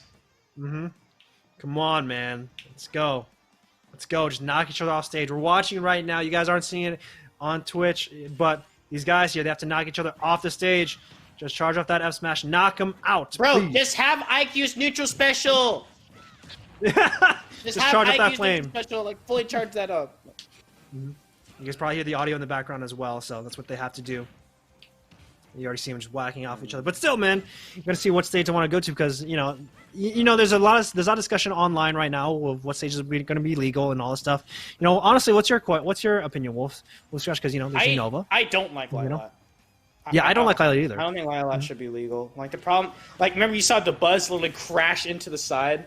Yeah, right? He crashed into the side and lost the game because of it. And the fact that it's still janky. Even if you turn hazards off, the stage itself has some really jank physics. And especially this stage, there's a lot of problems with this stage. Let me tell you, Little Mac players would be pleased to see this, that they don't have to worry about the recovery game and the fact that the F Smash will kill at 35. But a little yikes coming into play, a little bit of mistakes coming into play, but it don't matter. It's all in the fun and love of Smash. We'll get this right under the way. Restock coming into play. There we go. Game one done, right? I think I have to take responsibility for that. My Smash skills are incredibly low, and so my knowledge of how to set up the tournament and how to communicate it is just not that great. The stage misfire all comes back to me, and ultimately I'm going to ask the community, teach me how to play Smash better. Keep coming to these tournaments so I figure this stuff out. That's the best way to fix it, to be honest. Yeah, so absolutely. Definitely is, but with Smash being a platform fighter, you have to understand what stages are legal and what stages aren't. And usually, to follow that, you're gonna be following what's happening in the competitive scene right now. And I honestly really want Unova coming in WolfeScratch. I always really like that stage. Yeah, I love it. Fantastic. Nothing wrong. So, Nothing wrong. Looks like we're back into it. I'll let you two take it away. Thank you. Thanks a lot, Ralph. And let me see what stage they're going to be going to. This time is... Chiefs got Yes! We're getting the PlayStation 2! Man, PlayStation 2 stage. PS5 was crazy. Oh my god, did he just hit him with 2 raw attack? Yos! Oh, This man's swinging. okay. Man, I can't hard, man. Oh! Yo, he charged that F smash like it was a damn bat. Oh my goodness, like this man swinging, like, oh my god, hits him with the fair once again. Dude, you remember Brawl Fair? Oh. That thing hits so hard. That definitely did, and this is where it gets dangerous because Gavin might get caught out. Oh, baby! The tipper of the blade catches Gavin, knocking him off to the left side. Oh man, like this is what we meant by I hits hard. Oh my goodness, I felt that a little bit. Like my chest hurts. Oh god. Sheesh. That's what you don't want to see, but Chimpus landing with the counter here. Oh my god! Another F smash. Good lord. Man, Chimpus is throwing everything. Yeah, as like Nairo likes to say, slice. Slice. Slicing everything. Slicing a young kid. Dies. Another one. Yeah, but does get that punish. Ooh, excellent DI to get himself out of that situation. Just zoom right above his head. Oh no, you don't want to be holding a smash attack like that because easily punished with that. Oh, look at the up smash. 69, the funny number as the gamers like to call it, and 76 as well. Ooh, it's looking a little rough for Gavin right now because let me tell you, Chimpus, he hasn't even done Nair confirms right now. No, he has not. He's just literally throwing every heavy-hitting move he's gotten so far. But you're going to stand on that platform. You're going to hit that up air from the young Link and Gavin taking his first stock in this game. Yeah, gets a stock taken, but 99%. Don't jump into it, Gavin. Please, please. Please do not jump in. No! Oh, God! A good air dodge here. It was just small little frames of getting that air dodge right in before getting that hit here. So making it back safely here. 2 stocks to 2. Another F smash. These guys are just throwing F smashes left and right. As much as I love to see as much as I love seeing Ike throw. Oh! The back part of the down smash. It hits harder. It sends you farther. And my goodness, that young Link. Let me tell you, when you hit a little boy with a sword like that big, you go flying as well. And let me tell you, as much as I love seeing these hard-hitting moves hitting, it's not the optimal play. It's definitely not, but hey, it might be optimal in this tournament because right now it is putting in a lot of work for Chimpus. As unfortunately, the side B didn't hit anything, so because of that, he's going to be going to free fall and he's going to be dropping to his death. Yeah, we'll be able to take this out. There's the Nair that he's so famous for. Oh, man, he's been learning from Palutena. No! Oh, no. No, stop. Stop it. Man, that's a heavy hit, man. Yo, He's he going to gonna look do for it another again? one. He's going to look for another one. I already know. Not going to land, though. You think, okay, what do you think? You think Chimpus is going to end it with an up smash or an F smash at this point? I think he wants it for that smash, man. You already know it. He's looking for so many here. Going for that slide dash. Not going to get anything except the boomerang, but that, you know, maybe he might get both of us because he's looking for these down smashes too. Man, he's schmixing us. Mm-hmm. Gotta keep Moving, schmixing. Shiken. He's Iken right now. Oh my god! Like, oh my god! Almost catch the foot from Gavin. Oh, but that's the weak hit of the down air. We were both wrong. What? Oh. Man, we're just gambling right now, and we're both just losing chips right now, man. All right, so that means Chimpus takes it 1-0. Gonna see. This is the best 3, so see if Gavin can come back. But man, you know, Chimpus is hitting hard. I'll tell you that much.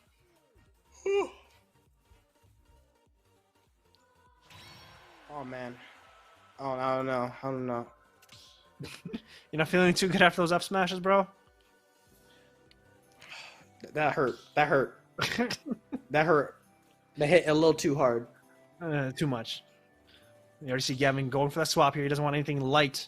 I don't think he'd want anything light here, so see what they want to do. But more likely going to see what stage they want to go to as well. As P2 is pretty standard for a lot of guys. Yeah, go back to the stage though. You know, do you actually like Unova, or would you want Unova back in? I don't know. Like, it's just the Nairs. They need to be there. Like, come on, that thing is safe on parry. No, it's not safe on parry. It's safe on shield. God, safe on parry is the most Smash Ultimate thing. It's such a Smash Ultimate thing. But the Ness and the Little Mac. Oh no. Oh no. Both these characters on Wi-Fi are different animals. We'll see what they can do here. As PS1 has. Oh, okay, all right. I guess they're gonna be opting for the PlayStation 1.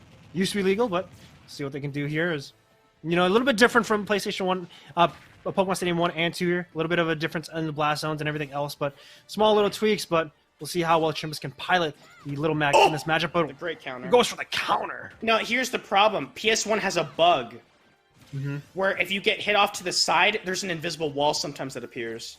And that's why it is banned. But well, hopefully this bug doesn't appear, but it didn't appear there as Chimpus loses his first stock. Yeah, gets a stock taken. Eats an F smash to the face, though. Ooh, 1-2. Eats another one. Man, I felt that one. I felt my jaw dislocate after that punch. Good lord. That hurt.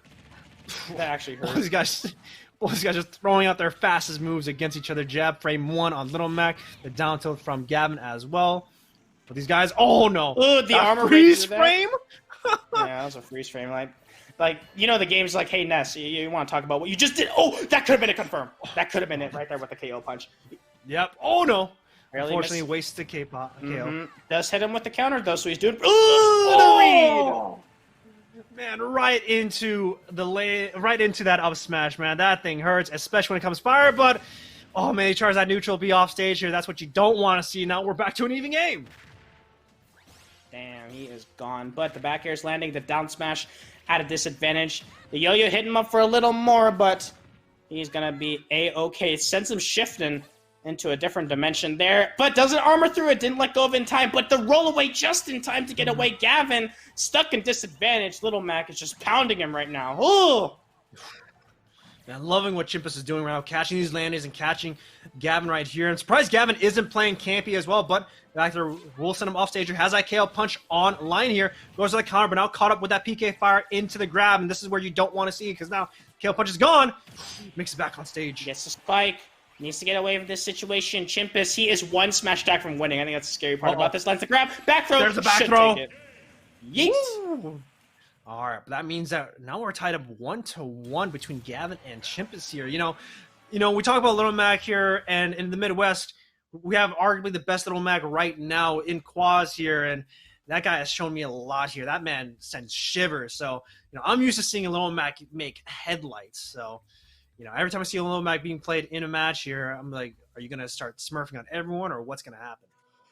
Yeah, that's rough. Like, I could have gone both ways, but thankfully Gavin was able to kind of stabilize the situation and get himself in a different area. But Chimpus definitely going to go ahead and switch to a different character. Yeah, so we'll see what happens. Haven't seen a lot of Little Macs, but I'm going to see what they can do here.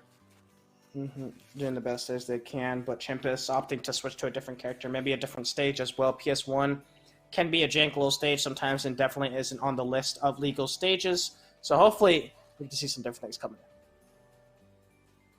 Yeah, so choosing which one he wants to do. Looks like Gavin's going to be staying with the Nest here, so I'm not going to be looking to swap that one anytime soon. But I'm going to see what happens with this pick as of yet. Says no, see him locked in. What are they going to be picking right now? Oh no, man, Chimpus is playing with our emotions. He went to the champion select, chose something, came back, said no, I don't want to play that. He did. He was like, no, that wasn't it. I kept my finger on the checker piece, so technically I didn't make my move yet. So gonna see what can happen here. As honestly, you want to pick something to Ness, you could definitely pick Wolf. You could definitely pick some other characters as well. So, even though Ness is really gonna Wi-Fi, does have some counter matchups. No way. He's gonna be picking a really tough matchup, the Incineroar against Ness. Man, we'll see what happens. Man, counter picked himself. I don't know. We'll have to see it. Yeah, hopefully he can impress us. Maybe he absorbs everything with his down special. Of course, absorbing every source damage. You already see him charging it up.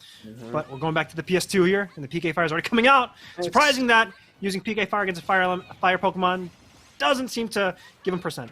This is a rough matchup. Like, I was a day one Incineroar main, and let me tell you, it was rough. Oh, unfortunately, Lag probably missed him. He probably want to go for that Lariat to send Gavin off stage, but Lag's coming in pretty tough. It's where it gets very dangerous, but Incineroar's up airs hurt a lot. It's on you, bro. I can't see anything. Looks like there's communication error right now, and this is pretty unfortunate. But I still see some stuff here, but But for everyone on the stream right now, looks like there was communication error for everyone else here. So I guess we're just kind of just seeing what happens at the end of the match. Yeah, but you keep I us still updated. see everything. You keep us updated. Yeah, I still see everything. So, and you guys still see me. But it's kind of weird when you're just looking at the camera and you see both of us and you're not really seeing what's happening on screen. I hear everything because I'm in the lobby, but this is where it can get kind of tough. But right now Chimpus is down his first stock and it's pretty tough here. So this is the issue with net play. WolfeScratch. Sometimes these things happen. Sometimes these things occur, and it just gets pretty tough when these moments happen. The best thing you can say in these situations is say it do be like that sometimes, and then just move on. Yeah, it do be like that. So when we see that connection error, does that mean that that we lost the connection to the lobby, or it sounds like one of you is still seeing the game? Yeah, Wok is still doing it because apparently they like him better than me. So. Yeah, so I still see it. I'm still in the lobby, but usually when a connection error occurs, it's usually on your own end. Mm-hmm. Usually that's what's happening. So on your end, maybe there might be a disconnect on that side. So we'll see what happens. But right now it's looking pretty good. Chimpus has taken the first stock, and it's now 2-2. Okay. Mm-hmm. Well, then, I think while we wait for this match to resolve, I'm going to throw it to an intermission. I'm going to take this opportunity to maybe reboot my Switch. There is a lot of latency that we've been getting. I'm plugged in with a net adapter, so it shouldn't be coming from my end. But if we got disconnected, we got to rebuild the lobby anyway. Let's take a 3-minute break. I will reset that up. Chilling, you keep an eye on things and let us know what's going on, and we'll catch you all in about 3 minutes. All right. I'm grabbing a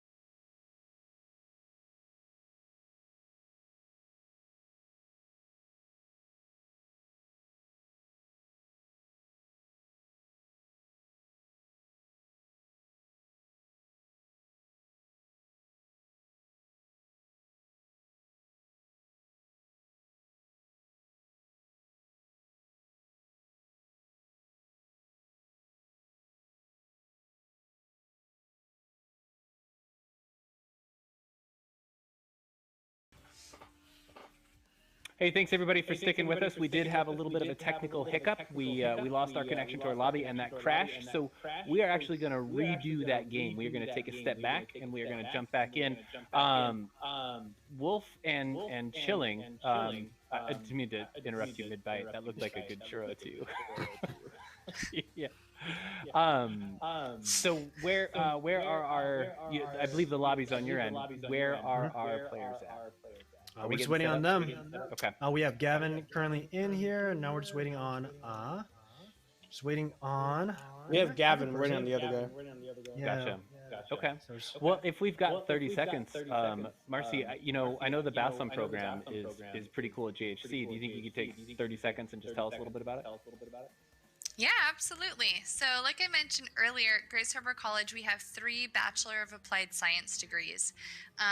It's in teacher education, forest resource management, and organizational management. So the BASM program that Ralph just mentioned is the Bachelor of Applied Science and Organizational Management program. We've recently extended the application deadline for that program. You can still apply until you're in until June 30th. I had a question here. Maybe there's an echo going on. Sorry about that. No, I do not have external speakers. So you can apply to the Bachelor of Applied Science program in Organizational Management up until June 30th. So you got about 2 weeks left, a little less than that. And what you can expect to learn in that program, it's a great program for anyone that's interested in taking on a leadership position, either within an organization where you already are employed, maybe you own a business or are thinking of owning your own business. It'd be a great opportunity to help grow your leadership skills there. Or if you're interested in just growing your profession. So maybe you started off in an entry or mid-level position and you're really ready to take the next step. That program's a great opportunity. Again, you have until June 30th to apply. So hope everyone makes the consideration. You can go to ghc.edu and search any of our bachelor's programs to find the webpage. We got him. Great. Do you guys hear an echo? Am I echoing? No, but we're starting right now, so. Okay. Maybe I am. We'll see. All right, we'll see what happens. Going in. Well, we already saw what happened. It was Nest versus Incineroar in Game 3 here, so we're going to be going back to the same stage and same matchup here. So no changes back then. And when you guys disconnected, it was still 3 stocks to 3 here, and it was just early in this match. But now everything's running pretty smooth. So whoa, the connection is smooth. Oh, it's so good. Oh, yeah, that's a breath of fresh air. Honestly. Look at that. Like the last smooth thing I saw last time was peanut butter, like smooth peanut butter I had. Oh no. Man, that's what you hate to see when Chimpus recovers on Incineroar going off the stage. That's what you don't want because that's a big SD. Now 3-2. A little bit rough going into that situation. All these arrows that Ness has, it's just his frame data, man. That's frame data. Yeah, especially on Wi-Fi too, but the side B into the up version will be able to knock him up in a juggle scenario. And, a lot of people sleep on Incineroar's up air. It's honestly one of his best moves, and can actually carry and get early stocks when you think about it. I mean, you guys talking about his up air? I'm talking about that back air. That back air gets like a truck on that sweet spot. Like one of the favorite things I like to do at Incineroar is near mid percent. You can do down throw into our back air and then catch people off guard if they get the wrong DI. Then hits them up. Oh! He sends them flying up for that stock. Here's the thing. Heavyweights in this game get buffed up. But it's Ness, so it kind of evens out. Yeah, honestly, the feet, man. Watch out what happens. But Chimpus gets caught up with the PK fire now. Still 2-2. Kevin has a big stock advantage right now. The up B, he can catch anything but jab and get off me. Yeah, been the lariat. So good. Oh, no. Oh, man, that's what you hate to see as Gavin loses his second time. Man, you have an SD from Chimpus. Now going to see another SD as well, but that back throw going to knock it pretty far. Not going to kill just yet, as it is on the left side of the stage. Knock it to the right here. And I like what happens when you side B like that. Don't even input anything, let him fall. We're getting a lot of echo from both of you guys. Do one of you have like a secondary screen that's getting picked up by a mic, maybe? Not too sure, actually. Okay. I'll keep looking on my end. Getting quite a bit of echo, though. Some technical difficulty, but looking pretty okay right now. Sitting 101, 42% 2-0. currently. A lot of attacks being hit up left and right. Back air does land. I want to see the revenge hit up. Like hits him with the F smash, gets revenge. Ooh! Try to go for that hard read in with the roll in off that attack, but unfortunately, Chimpus doesn't get it. That neutral B-man catches people off guard and breaks shield. Yo. No one reads it. And that down smash, man, that's so deceptive. It looks like you're charging up an F smash too, man. Uh-oh, gotta be careful though, off stage. Ooh! DI saves him though. Thankfully, Chimpus is on that heavyweight character. Gets away with it though. Back onto the scramble situation. A command grab trying to land there, but the F tilt does catch him right in the stomach. Gavin, gotta recover safely if he wants to stay in this game. That's it. No. That's it. That's it. Boom, man. Get kicked in the face, you little kid, as now Gavin. That means he's going to be out of the tournament.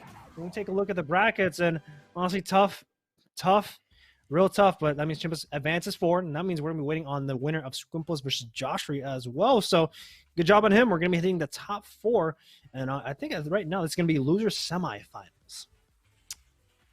Oh, man. That's what really sucks. If you miss that ledge, just Ness, you eat that real hard. Eat a big old foot. That's what you're gonna be eating. Foot to the face.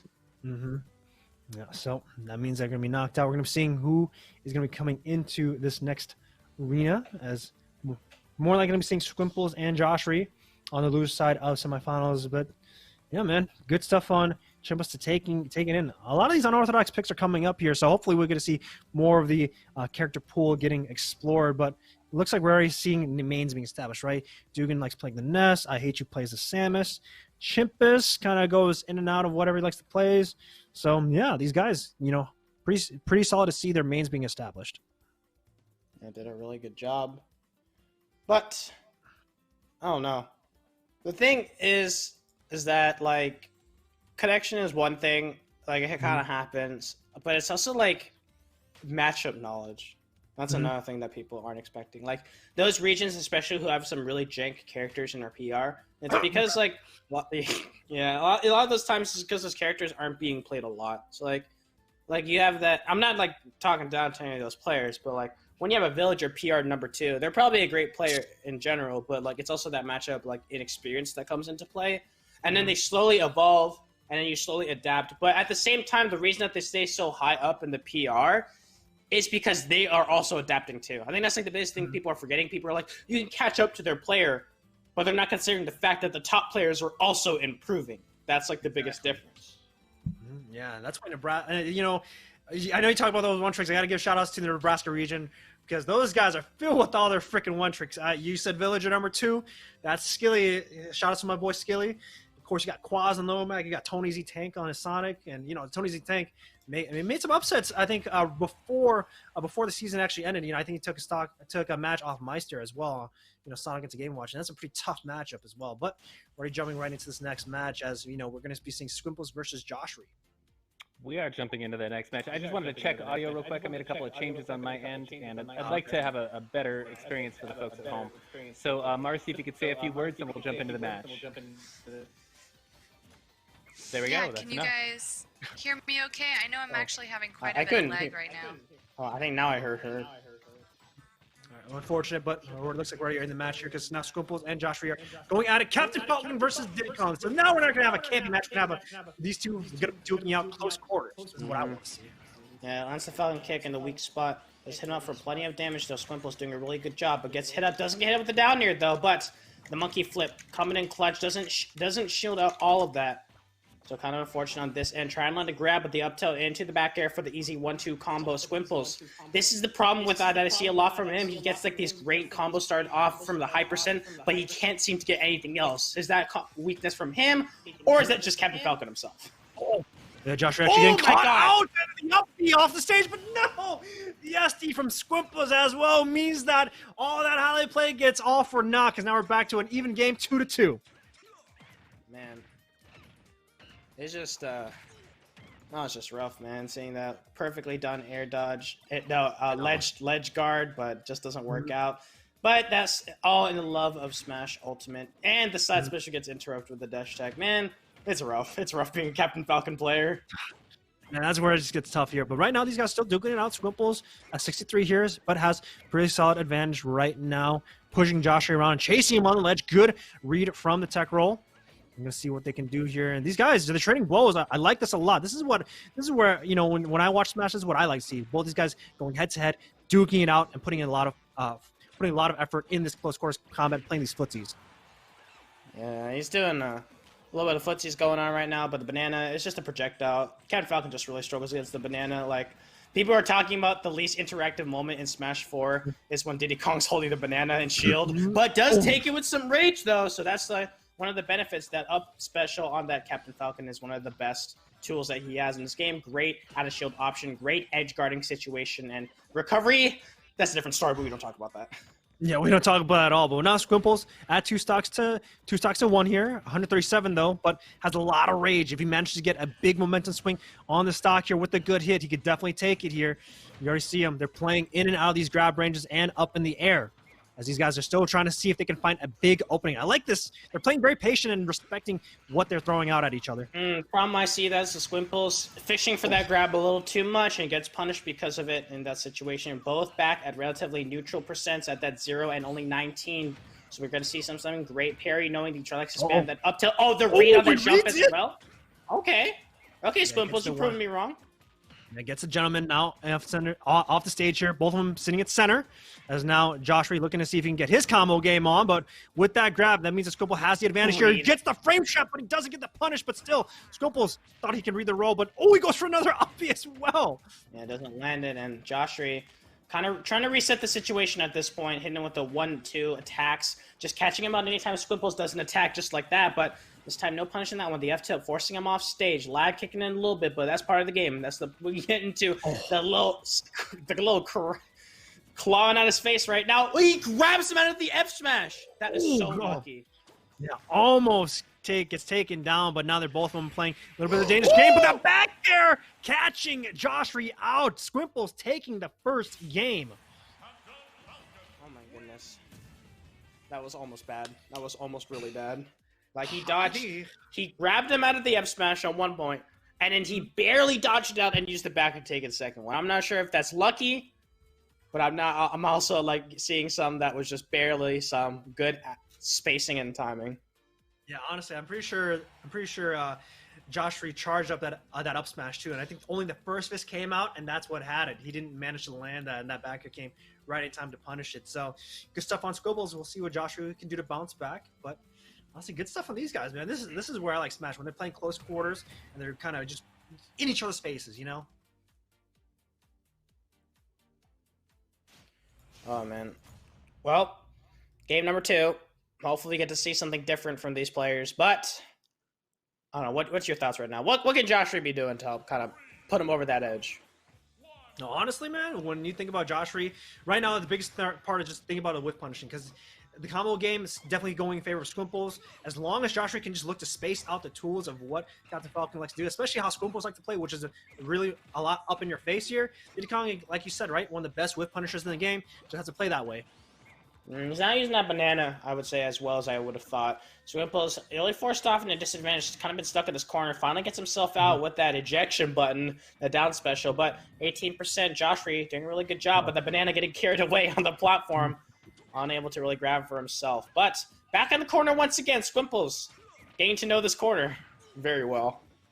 Yeah, I'm definitely liking what Josh is doing, especially at the edge here, using the monkey flip to get away. Oh no, but unfortunately he monkey flips off stage and uses the up B, but doesn't make it back on ledge. That's what you hate to see those things happen. Oh man, you hate to see it, but you gotta take it. That's like the number one thing I love to say when people SD. Really sucks, but Squimples, this is your opportunity if you really want to take this chance. Reads out the air dodge, but just overshoots his momentum, I would say. I love what Josh is doing, sitting on the ground, just catching all these landings here as we approach a little bit of lag, then he comes out, but still, Josh playing a lot more of the grounded game in this game right now. You see him not really going a lot for these aerials, not really going to catch a lot, so, you know, he's just focusing on sitting on the ground. And doing such a good job. Gets hit up with the 1-2 punch to the head, and finally gets his stock taken, but second stock doing a really good job, and this is the whip punish we're talking about. Gets the banana, but, gets the grab. Misses the grab that time, though. Yeah, unfortunately, he does. Now that means Josh Reed is going to be at a pretty big disadvantage right now. 70% in, gets in with the monkey kick. As now he's going to be he's looking to play a little more up in the air, but Josh Reed's looking pretty tough here. Clawing in the face, get off me. What I want to see is a knee, dude. Like, I haven't seen that yet. Yeah. Squinkles is going for it a lot, but I haven't seen it just yet. Perfectly angled on that barrel though, to get back onto the stage. Banana does land on the ledge, though. Kind of a mistake there. Great usage of the banana, but unable to land a punish on there. 117%. That's going to be a punish with the jab. The gentleman forcing him off. 127%. Tries to go for the down air attempt for that edge guard, but unable to go anything so far. But, man, Squimples, he's trying to shut up the stock. Yeah, he really wants to close it out right now. As you know, usually when you see Diddy Kong, you're not going to be seeing, but he misses the confirm off the F tilt, and this is where it gets pretty tough here. 96 to 136 here. The Rockets barely getting in, but the kicks on the up smash means that Squimple's going to be taking the second stock off Josh Reed, and now he's going to be looking to carry that momentum forward. Oh, he almost got the spike, man. Oh my god, that looked like an S2J stock right there. Like all that combos and momentum coming into play. Up tilt doesn't land a kill just yet, but the monkey flip forcing him off stage. Squimples resetting back onto the platform. Josh Reed's got to be careful. That banana caught him slipping literally. Oh, there we go. Knee. Yo, you want that knee so badly, you got it, man. Yo, WolfeScratch. You know, usually you hear a lot about commentators. So far tonight, you're looking like a prophet, my man. Oh man, dude, that hit him right in the spine. Now he's gonna be, he won't be feeling that one at all. My goodness. And Lenny was coming out too. Probably feeling a little bit paralyzed after that. I think that's the first 2-0 match we had. Yeah, it's the first 2-0 we had so far in the rest of the night here. So you know, Squimple's taking it pretty convincingly. Yeah, doing such a good job doing that there. But honestly, great stuff by Squimples, really adapting in that one. Finally getting the knee that I wanted though. So hey, that's the benefit I'll take, and that's the good stuff I like to see. Okay, chat, let me know if my echo was fixed. I know you've been putting up with me all night. Would super appreciate some good news. So that finishes, actually, let's take a look at the bracket, and I'll show you where we are at. So we just finished that second column. That was the end of our, I guess, regular play, and we're getting ready to head into the semifinals. So according to the bracket, we go to Series 11, which is Chimpus versus Squimples next. The winner of that match is going to play whoever loses in the semifinals between Dugan and Congrats I Hate You. And that will basically carry us through to the finals. We are going to take just a 3-minute break, and we will be right back.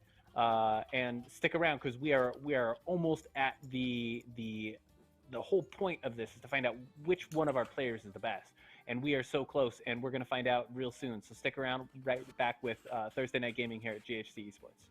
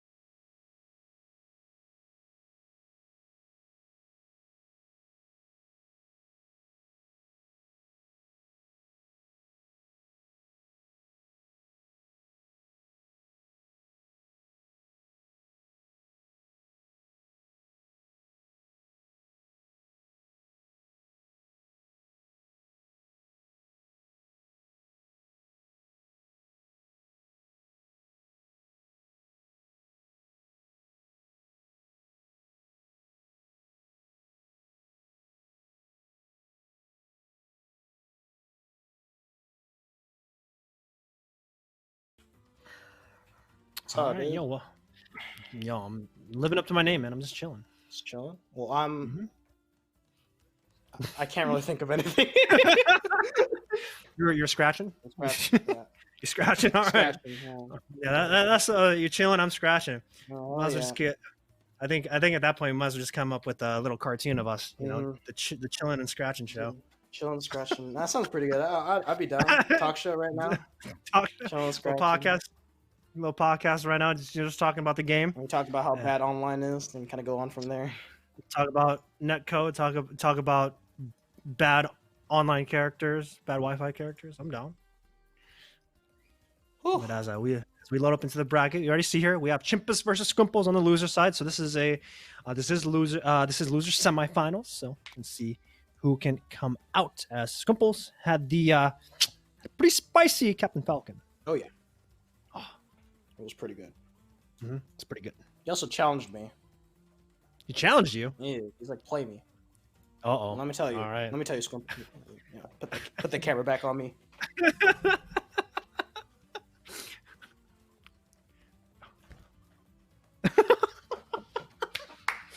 All right, yo, you don't what's want to up? mess with WolfeScratch, man. You about to scratch you off this match, man. I already got some players challenging us commentators on the match, man. That's not what you don't want to see. Yeah, you I better. swear, man. You step back. I'm sponsored, man. I'm sponsored. Yeah. Add us on Twitter. See what happens.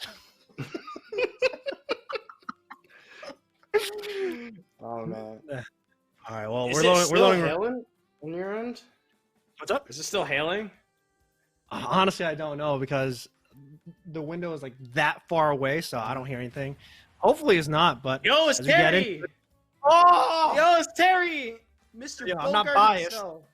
not biased, but Terry Bogard is a pretty fun character to watch. It's a very, very, very fun character, and especially in a Captain Falcon, because I know all about this match. This is like the most volatile match I've ever seen. It's like whoever takes that first stock kind of wins it. Mm-hmm. Especially what Swimpulse has been doing. He's been doing a really good job on Final Destination. Okay. Jab, power dunk. We'll see. I'm going to be grading against Terry play, see how good he is, and see if he can make it back. Once we see a Mario play, that's where you get to kind of judge and see how good their Mario. Oh, for sure. You are the best Terry here. Riddle's got nothing. Riddle's got a lot. I don't know about that claim. Because right now, Chimpus is getting bodied right now, man. God damn. Oh, he power dunking in the wrong direction. Gets the go meter though, but let's see what he can do with this. F smash doesn't get punished, but he thought he would go for the down tilt into the rising tackle. Doesn't get the confirm because it was a little bit too far. So we'll see what happens. Oh, doesn't get out in time. Swimples. No, Chimpus actually falls out of Squimple's up smash right there, so barely makes it out alive. Goes for the power geyser into another dash attack, but 151-35. Chimpus looking pretty scary, but he goes for that burn, getting caught by the up smash. It wasn't the input, unfortunately, so that means that arm is not intangible. Yeah, they grab a Coke. Didn't work out in that scenario. Trying to get the up smash with the down smash does send him off on that awkward ankle. Squimples does back on stage though. Whoa! Let's calm down with that C stick. Man, that's not how you want to play Terry. I do not want to see Terry mashing that C stick because the smash attacks are not the best. That's what I don't want to see. Is Squimples looking to take the lead here, get some more extra credit, but that's a burn knuckle. Sending Squimples off stage here. What's the ledge trap situation? Looks like he doesn't know it just yet, man. I'm not impressed. Jab lock, yo. Okay, S2J. Let's calm down a little bit. Okay. That actually looked like Oh man, you know what, WolfeScratch? I'm getting thoroughly disappointed. Come on, Chimpus, you're playing my character, and you're putting in this kind of show. This is not what I want to see. I know how you feel, man, but let me tell you, Squimples attempted a Smash 4 combo, with that jab reset. Oh my goodness. Where's the power jump? It kicks him in the butt, though. You know what? Why not just jump over and just go for the F smash? It is a pretty meaty F smash of what Terry Bogard has. It's just that his lag is heck. Ooh.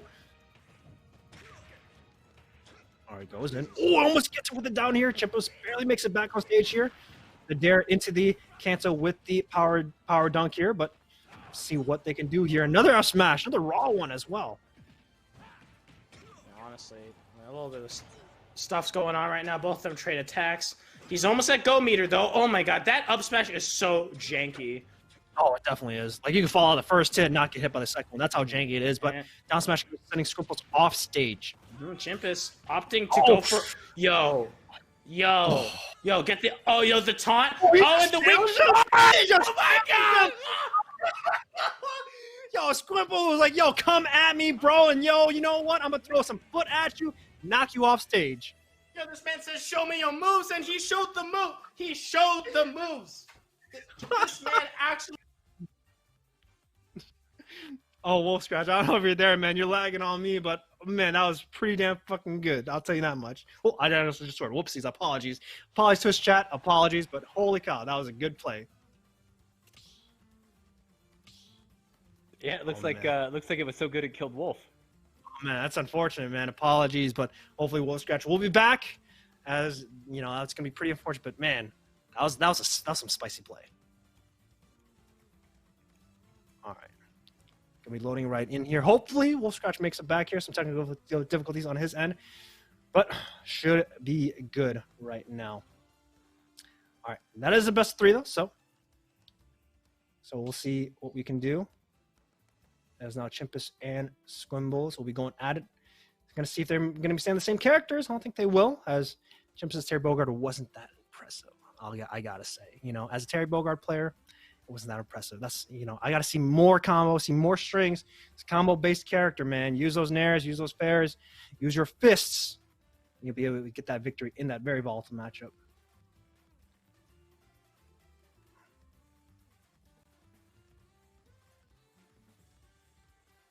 All right.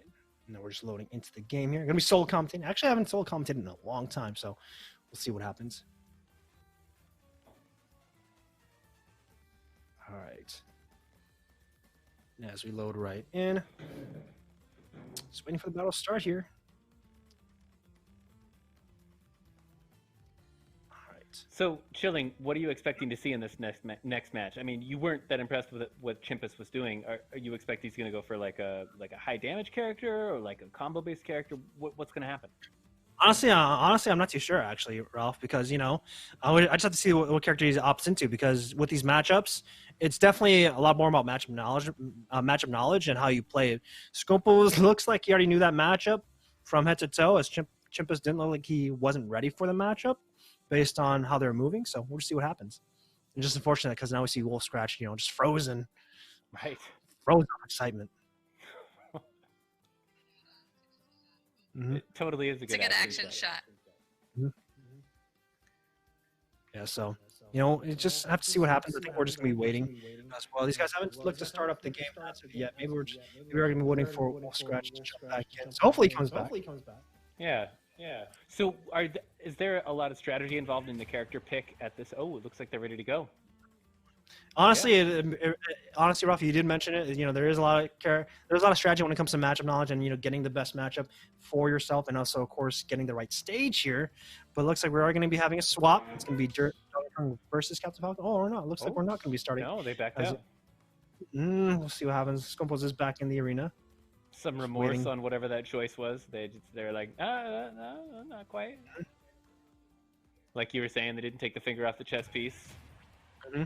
Yep, and there it is. They are ready up, and they are going to be ready in. Going to see if we can load in right now. And you haven't solo commentated in a while, so I'm going back to kind of like the local time where I'm commentating by myself. So we'll see what happens. All right. Looks like Chimpus and Squimple are going to be going to FD here, so we'll see how well these two are going to be going at it. Well, these guys are pretty neutral heavy, and of course Chimpus is playing a little bit more of a heavy character, but with that heavy character, he becomes combo food, and that's what happens here. Is now the down air spike from Squimple to 0 to 100 immediately right off the bat. Squimple is turning on the heat. Chimpus, you have to fight back, man. You're living up to your name. I don't want you to monkey out, but I swear to God, you have to see if you can fight this out. Combo food ready to go as Chimpus using that up B to get back to center stage here. Good stuff on Squimple. I like the way he's moving around the stage here. And you already see Squimple hopping up. See if he can make it back. And there it is. With that haymaker, going to be seeing what he can do. Jab, going to get canceled out. Ooh, jumps over that up smash. Chip is just kind of smashing that C-stick right now and see if he can get any sort of lucky hit. But up tilt into the up air. See what they can do. Ooh, Squimple charges up that up smash right when he rolls right in. And that's a big body to do so. Charges up another one, but doesn't land it. Now dash attack gonna get that rolled away. Chip is charging up that F smash. both up in the air. Now Squimple's in off stage right now. Chimpus in a ledge trap situation, doesn't get the trap here. Squimple's getting knocked out of the Falcon kick onto the stage as Chimpus looking to see if he can keep up this juggle situation. It's looking good for him, but a good retaliation with that backer from Squimples means that he's going to be able to take it as now Chimpus makes it back to center stage. Squimples, to see if he can fall in with that down air. Be very careful now, Chimpus, as he charges up that out smash. Not going to land anything. Doesn't go for that pivot grab. But Squimples, what can he do to bound? What can he do to get back here? It's a lot of percent on Chimpus. Let's be honest here. 165 on his second stock here. Squimples hasn't lost his stock as yet as the Falcon kick knocks Chimpus off stage here. Goes up for the reverse up B. Doesn't manage to get the kill as you are going to be reversing it away onto the other side of the stage here. But Chimpus 197, a forward throw from the monkey himself. Going to be seeing if he can get it as now the up there knocking Chimpus out 208% right now. 161. That back throw should do it, and it does. Chimpus now 2-2. But he's seen at 208%. That's a lot here. That fourth throw isn't going to do it just yet. It's pretty weak. That's a lot of percent, though. As a high recovery means that the knee is going to be coming out. As Squimples takes out the second stock from Chimpus. Now 2-1. Holds 0% now. Chimpus seeing if he can go for the whip punish, but here comes the combo. Food. There into the up air. Now into the side B here. Thought he can get the back air. But, a good armor through. But the gentleman should be able to knock it down. Trying to see if he can break that shield as Chimpus. More of those up air strings are coming in. The lag coming in. Can he get the fair? He gets the up Bs. That's not going to kill as a good DI comes out.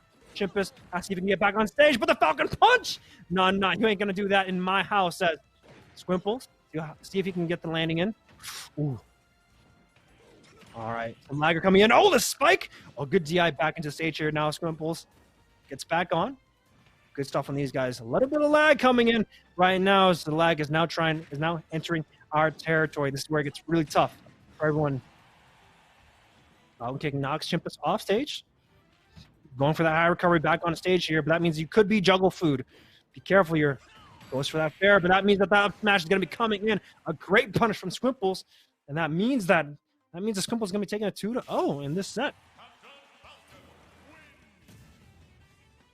Wow. Okay, Squimples, I see you. You came to play. Not too shabby. Yeah, I was expecting Chimpus to come back with an answer. Mm-hmm. I did too, but unfortunately in that matchup, because you're playing such a heavy character, you just basically become combo food, especially for that kind of character of what Squimples is running. Right. You said, did you say it was banana food? Or you said something earlier.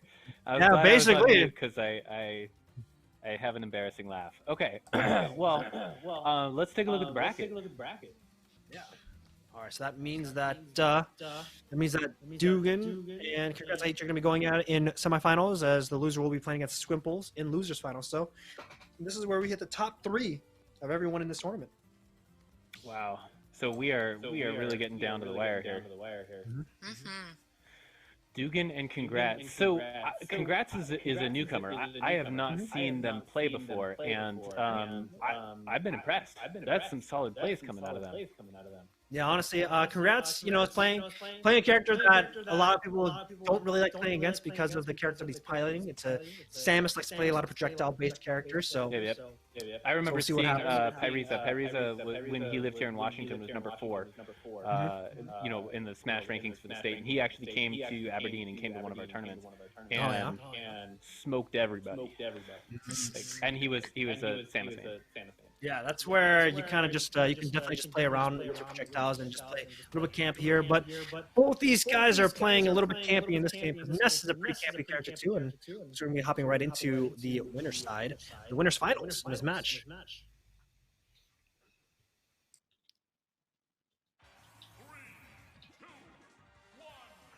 All right, as Dugan Congrats, H, you're going to be going to play to Pokemon Stadium 2, as now the PK fires are coming in. You have to SCI those, my man. 69% right off the bat. Man, this is what Dugan likes to do, man. Throw those PK fires, see if you catch them. And this is a pretty solid matchup for the Ness as well, knowing that he can absorb a lot of those charge shots with that magnet. So has to be very careful. And of course, can reflect the charge shot as well with the F smash if you can nail the baseball hit. But that is going to should be the back throw off stage here. You have to be careful what happens here. And a good down smash can be costing him.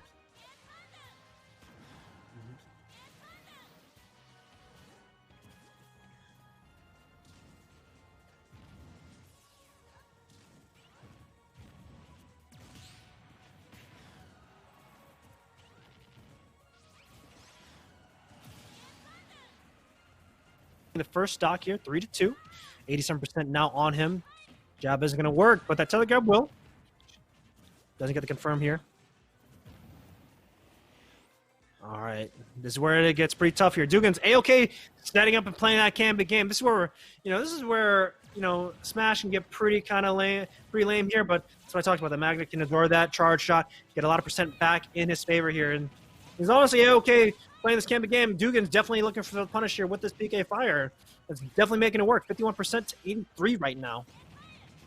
The PK Fire to catch a landing. Forward throw to get him off stage with the PK Thunder to go for the edge guard. There's two of them. Can he get the fit up air? Does not. Another product comes out. PK Thunder see if he can catch the landing here. Ooh, gets the recovery. But, the fair into the grab here with that back throw, sending him across the stage here. And with that down smash means that he's going to be sitting and flying away here. Dugan taking a bow. Knowing that he has 3 stocks up to 1 right now here. Using that magnet and that nair to get him off me. But that down smash on that ledge means it's going to be catching him off guard. But Dugan still looking to see if he can get pretty good matchup right now. Yeah, I hate you. Needs to see if he can bounce back in this set. As Lenny Tao is going to be doing a lot of damage, 73% already. It's 40% right off the bat for him. As now absorbing another charge shot. Magnet's helping him out a lot. Dash shot comes in. Liking what Dugan's doing here, spacing around. I hate use projectiles and his movement options to make sure he gets back on the stage here. But when these guys going grounded, you don't want to be throwing a dash attack right in front of Nessa's shield, because what's just going to happen, you're going to get back thrown right off the ledge here, and that down smash catching him on the recovery means that Dugan takes the game 3 stocks to 0. That's going to be a pretty big win so far. Well, yeah, that's a pretty strong announcement as we enter into this semifinal. Yeah, I mean, when we watch Dugan, and when I watch Dugan, right, the biggest thing is he's just definitely abusing matchup knowledge and definitely abusing Ness as a character. A lot of people don't really like playing Ness online, and he's definitely putting in a lot of work, and it's definitely paying off. Yeah. Well, Dugan had a commanding lead the last time we did this. He came in and he stayed in the upper bracket. We went to the finals, and it was Joshry in the finals, and he took him down. And I guess Joshry and Dugan are actually, as folks in Twitch chat can see, are actually good friends in real life, and they spar together quite a bit. Dugan says that on any given day, one of them can take it. But as far as I know, Dugan's one of the best players in Grays Harbor. Oh, okay. Sounds good. So Dugan definitely living up to his name as we jump into the next match here. Looks like we're going to Final Destination on Sonic's home turf here. So no more platforms to play around. And you already see him throwing those projectiles out as much as they can. But unfortunate, because Joshua did get knocked out pretty early on from Sprimples here. So Dugan putting in a lot of work in this match. I hate you. Got to be careful around these PK fires.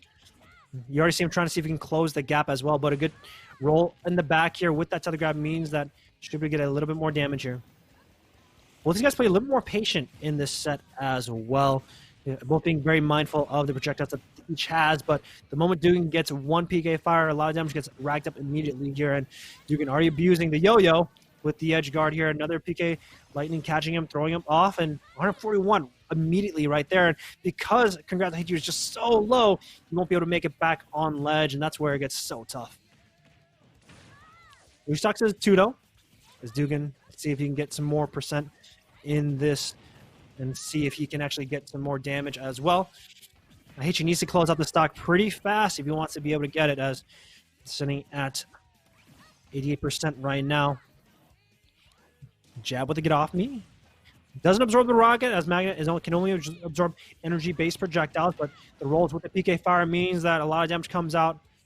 65%, but because I Hate You is so away from the ledge, means that he's going to be losing his second stock. Now Dugan still sitting pretty at 3 stocks. Might be a repeat of the first game. This is where it can get pretty tough here, but a good charge shot knocks him away here. Dugan has to use the Peak of Thunder from pretty far away here.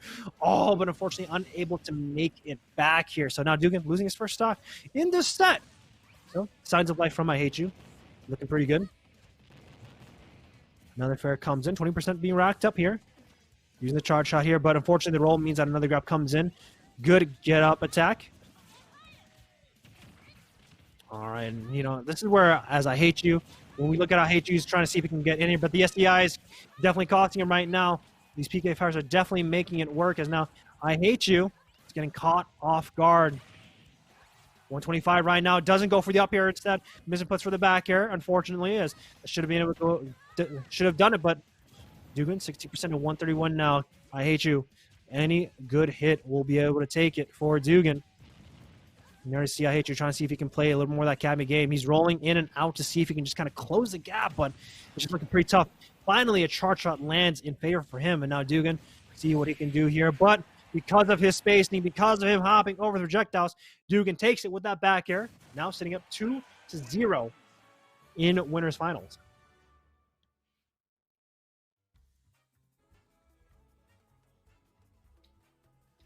Yeah, see, that's the Dugan I know. He comes in and is pretty authoritative about taking charge of a game, and his nest is so scary. Yeah, that's the thing, man. You have to watch out for the PK fire because every tick does 1% of damage here. So, fortunately, I hate you gets knocked out, but he's going to be on the loser side now. This is what we're going to see. We're going to see I hate you and Scooples go at it to see who makes it back and see if I hate you gets a rematch because it's probably what he wants. Yeah, I would think so. Let's take a look at the bracket. So we just finished our semifinals, upper semifinals, Series 12. Dugan 2-0 against Congrats I Hate You. Congrats drops down to Series 13, is going to take on Squimples from the lower bracket, and then the winner of that two is going to face Dugan in the finals, which is, I mean, Dugan up top is about what I expected. I am excited to see Congrats and Squimples both making it. I mean, they're both newcomers. They weren't here last time. I'm surprised that Joshry and T-Man aren't here. I mean, I already told you about T-Man. I really expected him to be into at least the semifinals. So I'm excited. This is new blood for the scene as far as I know it around here, and that's always cool to see. Yeah, definitely. That's why the Smash community becomes really cool because once players start getting to know each other, once players start talking about how to improve, and that's where you see development grow. And hopefully these guys are sharing a lot of information, and especially playing these matches. You don't really have a lot of players in local regions that play everyone in the roster, so you take what you can get. So hopefully these guys will connect right after. You bring up a really good point, and it's actually a totally smooth segue to talk about the program that we're launching this fall, so thank you for that. So Grace Harbor College is launching an esports program this fall. We're doing 4 titles. We're doing Overwatch, League of Legends, Rocket League, and of course the game we're watching tonight, Super Smash Bros. Ultimate. So one component of that is the virtual coaching. We have set aside a pretty significant budget, actually, for bringing in virtual coaches. So we're talking about doing replay reviews. We've got a dedicated VOD review station in our arena that we're building right now. The Smash Center itself has 2 consoles. It's got 2. Oh, it looks like we're about to start. I would love to tell you all more about it, but I'm going to turn it over to Wok. Take it away. All right, now we are in the losers finals right now. So we already saw I Hate You go at it, and we saw Squimples put on a pretty dominating performance against Chimpus here as both these guys are having a little bit of lag here. Surprising that both these guys are opting to go to Yoshi's story, as usually this is a counter pick stage here. But the Futsal coming in here, I Hate You, should be able to make it back. So good stuff on Squimples. Squimples kind of turning on the heat, so good stuff on him. But right now, Squimples has a lot of platforms to work with, and these ladder combos could prove in his favor as try to see if he can get the frame trap here. This is a pretty small stage, as I Hate You playing on the stage here. It's pretty tough to kind of maneuver as you want to stay away from Squimples as he wants to kind of run in, get up in your face and get those punches off. But a good charge shot to retaliate. Another charge shot comes in as well, but Squimples already ready, reacting with that back air. And a good F tilt to make sure he drops all the way down into the drop zone. Good stuff on Squimples to get that guard on the ledge trap there. So good stuff on him. And now Squimples off stage. Has to see if he can get back here, and he does. Good Nair 1, but unfortunately doesn't match to confirm into anything else here. 120% now on Squimples as I Hate You. Has to see if he can get this stock as soon as possible. All right, Nair 1 into these up air strings here. 3 of them. And unfortunately, the knee is the sour spot here. And unfortunately, unable to get it. If that was the sweet spot, probably would have gotten that kill right off the bat here. That would have been a great ladder combo, but unfortunately doesn't get the confirm. 73% to 135 now. Squimple is getting knocked way off to the left side of the stage here, but managed to get back right on, so he should be okay. Oh, man, that charge shot right in the face. I Hate You takes the first stock off. Squimples now 2-2. But when we take a look at I Hate You, he's at 73% right now. So he has to be very mindful of what can happen as both these guys are trying to see if they can create any sort of space here. And the charge shot get off me. A little weaker, but because of that knockback, there wasn't any, so Squimple was able to get that grab here with that falling back here. Going in deep here. Can he get the up B? Looks like he unfortunately isn't able to. So I Hate You wants this space here. This is a pretty tough spot to be in when it comes to this stage. Really tiny, really small here, but a good fair to get him off. Ooh, another F tilt as well. Ooh, Squimple thought he can get it with the up B if he were to roll in here, but unfortunately doesn't get it. More charge shots getting into the Falcon kick to create some more space here. A weak fair means that he should be able to get it, but unfortunately Squimple's SDs goes way too far for the edge guard, and that means he loses his second stock here. I Hate You does get his butt knocked away on the other side here, so now we're back to an even game, 0-0 right now, as Shield unable to get through. All right, 13% already racked up here, and these guys looking to see if they can duke it out, but Squimples is right now in front of I Hate You and up in his face as going for that high recovery, doesn't get punished. I Hate You going to see if he can use the dash attack to create some more space for himself as he wants that. Doesn't get the tech, unfortunately, so see what Squimples can do. The back air, not going to land. And these guys just playing cat and mouse right now as I Hate You just kind of rolling away here as Squimple is going to see what he can do to react to how I Hate You wants to move defensively here. Uh-oh, the up recovery is going to get caught out, but not that big of a punish. Only gets hit by the up air.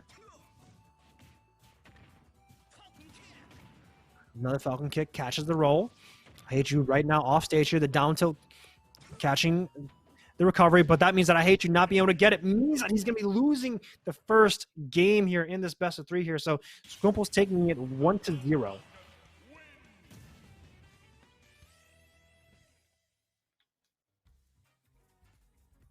GG Squimples. So what did you see there as far as strategy, as far as how do you think they're going to adapt? What's going on? Unpack that for me. Yeah, so usually when we take a look at Smash and we take a look at the archetypes of matchups, usually you see projectile-based characters versus characters like to rush down, right? And this is a pretty clear example of one of them. The stage that they chose wasn't in favor for I Hate You because it's a pretty small stage overall, so definitely worked in favor for Squimples, but we'll see what stage they opt to this time, but it looks like we might be going to the same one, but we'll see.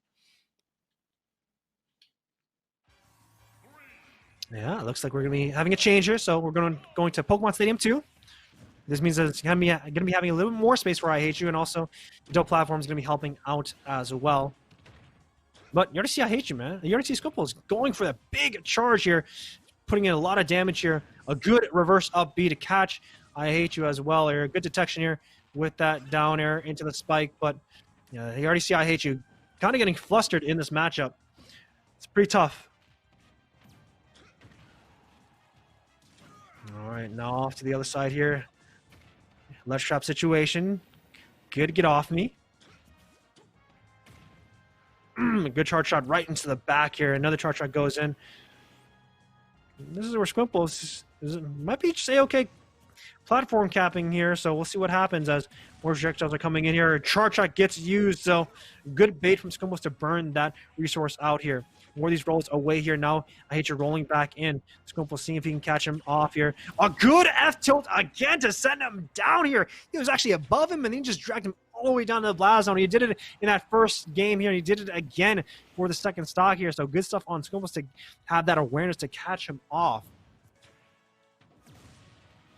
Right now, I Hate You putting in some pressure here. See what we can do right now. Uh-oh.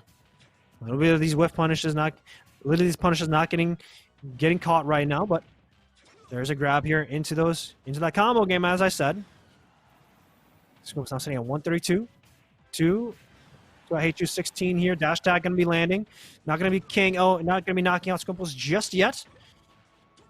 As a good narrow one doesn't get the confirm here. Charge shot does get used here. But still, both of these guys sitting pretty solid in the neutral stages here. Squimples having a lot of rage and a lot of power here. That down air should have confirmed in that jab, but it looks like he didn't confirm. That dash attack should be able to do it, and it does. I Hate You taking his first stock off Squimples again, but Squimples definitely has the momentum in this match right now. It's going to be on I Hate You to bounce back. Yeah, the lag definitely kicking in. You can see the latency affecting both these guys' performances, so have to be very mindful of what can occur. All right, a lot of boxing from each other here, but you already see Squimple taking the better edge of it. He almost could have gotten an F tilt in that recovery, but unfortunately it was a little bit too late here. High recovery onto the platform. Make sure you get out of dodge.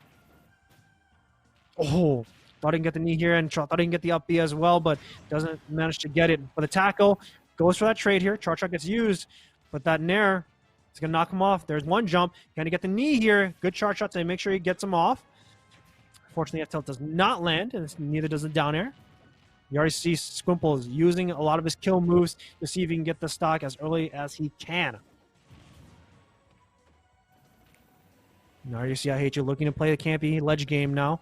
Sitting on the left side of the stage here as Squimple is see if he can close the distance, but there's the Nair one. Now into the up smash as I Hate You falls right on top of him. That means that Squimple is now up 2-1 in this set right here. We're going to go for that combo. Oh, fortunately misses the aerial right there. But that is the knee. 44% already built up. Goes for another knee here. Doesn't manage to get it, but that drag down goes in. The recovery actually managed to save Squimple as well. All right, dash attack now pushing him off stage. Wants the wake up situation. All right, managed to get back up safely here. All right, chart shot gets used. Not going to have it on board here. Thought he can get the read roll in with that up smash, but isn't able to find it. But you already see these guys taking it blow for blow, setting each other off stage right now. There's an air one into the down air. That's confirmed. That was a sour spot as well. Squimple's taking it 2-0, and that means he advances to the grand final.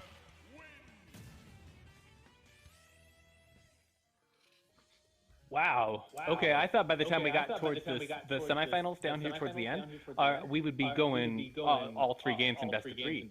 But the last couple have been really definitive. Yep. Definitely, yeah. Squimple's definitely put on a show. Definitely is kind of catching them off guard, and now it's time to see what he does against the former champion right now, actually the current champion, Dugan. So see what happens. Yeah, I'm pretty excited. So we are getting into our last match. Take just a break here, pull the bracket up on screen, and to say thanks everybody for sticking with us so far. This is a little bit longer than we normally go for Thursday Night Gaming, and I think it's worth it.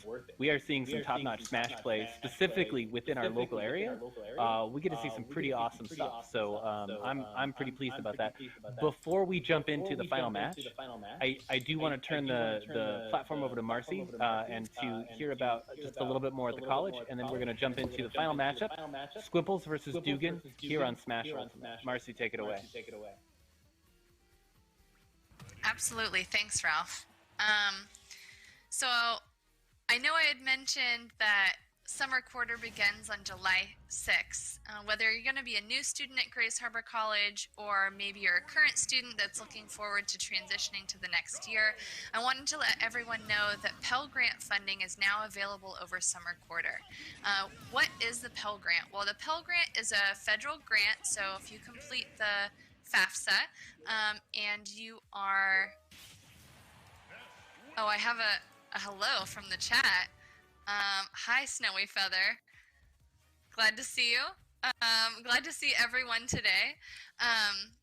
So if you complete the FAFSA and you're eligible for Pell Grant fundings, it's determined based on a number of different data points that you put into your FAFSA.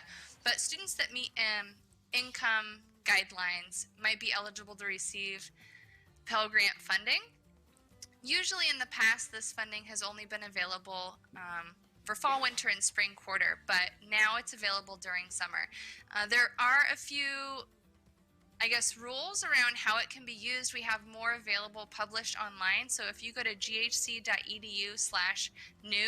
you can read more about Pell Grant funding. But the big point that I wanted to drive home is that if you're a current student thinking of attending in fall quarter and you want to take a couple classes, maybe some prerequisites over summer, if you're a Pell eligible student, you might have the opportunity to use that grant over the summer. If you're a recent high school graduate who's uncertain about maybe taking some prerequisites before classes start in fall, please reach out to our financial aid office. We're beginning to contact students about the award process for the 2020-2021 year. So please take advantage of that funding. Again, summer classes start on July 6th. We hope to see you all there. There's still time to complete your financial aid application, so don't think that you're too late. Awesome. Thank you. As always, thank you for that information. Okay, so if our folks are ready, I want to see the final match. I want to see what happens. I mean, I am too. So we get to see the grand finals. Of course, Dugan is up here. So if Squimples wants to take it, that means he has to beat him once and then beat him again here. So it's been pretty tough here, but we'll get to see what happens. Ness versus Captain Falcon. So. And unlike other tournaments, we are still doing a best of 3. It's typical to jump to a best of 5 or even a best of 7 at this point, but we are sticking with best of 3, and let's get into it. Take it away. All right, let's see. We going to Yoshi's story here. So, smaller stage here. That means Dugan's not going to have a lot more room to work with. He's going to be working for Squimples in his side of the favor here. So, see how well they approach us. Dugan does draw first blood in this match right now. All right. Lag is coming in right now, so apologies on that, as the net code is definitely costing everyone, but we'll see what happens here as both these guys playing a little bit safe here as on how they want to approach here. The grab definitely misses. Yeah, you already see the PK Fire trying to see if he can go through here. Side B does armor through here, surprisingly, so Dev has to watch out for that as the Side B should be able to catch him on the roll. It looks like, unfortunately, it does not, as more of these fights are coming in. Good back air. Get off me. All right, good PK Fire into the F smash. Isn't going to connect here, but you already see Squimples taking a lot of damage from Dugan here. Has a grab here. Actually opts in for the forward throw. Get him off here. Uses the PK Thunder to knock him up on stage here. Yoshi's story does have a high ceiling here, so it's going to take a while to knock Squimples all the way up here. So just have to be careful when it comes to the stage as another one comes out. All right, but look at there it is. That down smash will be able to do it. Now Dugan taking the first stock here in this match here against Squimples. PK Flash definitely unorthodox here. Squimples, you know, this is a pretty good stage for Captain Falcon as he is able to kind of use the platforms to create a ladder combo. So dash tag comes in here, Dugan. You can see what he can do to land here. A good up B to knock Dugan off upstage right now. Dugan should be able to land just fine here. Good answer with the fair here, but a good shield from Squimples means that should be able to do it.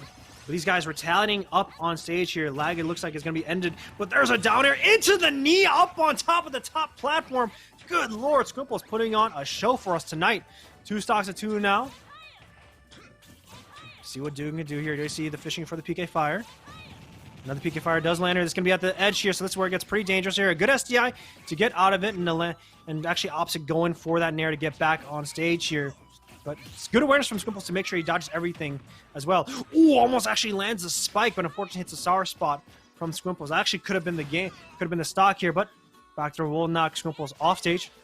We get thunder for the edge guard, lands 1. Sets up the yo-yo. Unfortunately, now yo-yo is going to cost him, and that means that Dugan is going to be able to take that stock as well. No. 2-1. Dugan sitting at 52% here, but that downer is going to be pretty meaty. 62% right now as well. But, oh, a good up smash being charged up here, 19% as well. But unfortunately, isn't able to take the stock as of yet. More PK Thunders to see if he can juggle up Squimples here. This is where it gets pretty dangerous as Captain Falcon, since it's pretty tough for you to land here. But another landing there into the sour spot back air means that's going to be knocking Dugan out. The knee, unfortunately, isn't able to take it, but the nair will. 1 stock to 1 right now, 42% 2-0 as Dugan looks to what he can do to claim this first game in this grand finals. Remember that if Squimples wins, he's going to have to play again, as that is going to be a grand finals reset. All right. Let's take a look right here. Forward throw should be able to knock him off stage here. With the PK Thunder as the edge guard here. Tries to use the knee to get the PK Thunder out, but doesn't manage to get the land. Still though, Squimples isn't going to go down without a fight. Uses the gentleman to get off me. Oh, both of them going for the crab, but unfortunately both missing as well. You see both of them try and see if they can land any good hit right now. Scoopers, honestly, he just needs a good combo and he should be able to take it, but see what happens. But that up smash going to be knocking it all the way up in the air. And there it is, that PK Thunder, taking it, sending it all the way up to the blast zone, and that means the first game is going to be going over to Dugan.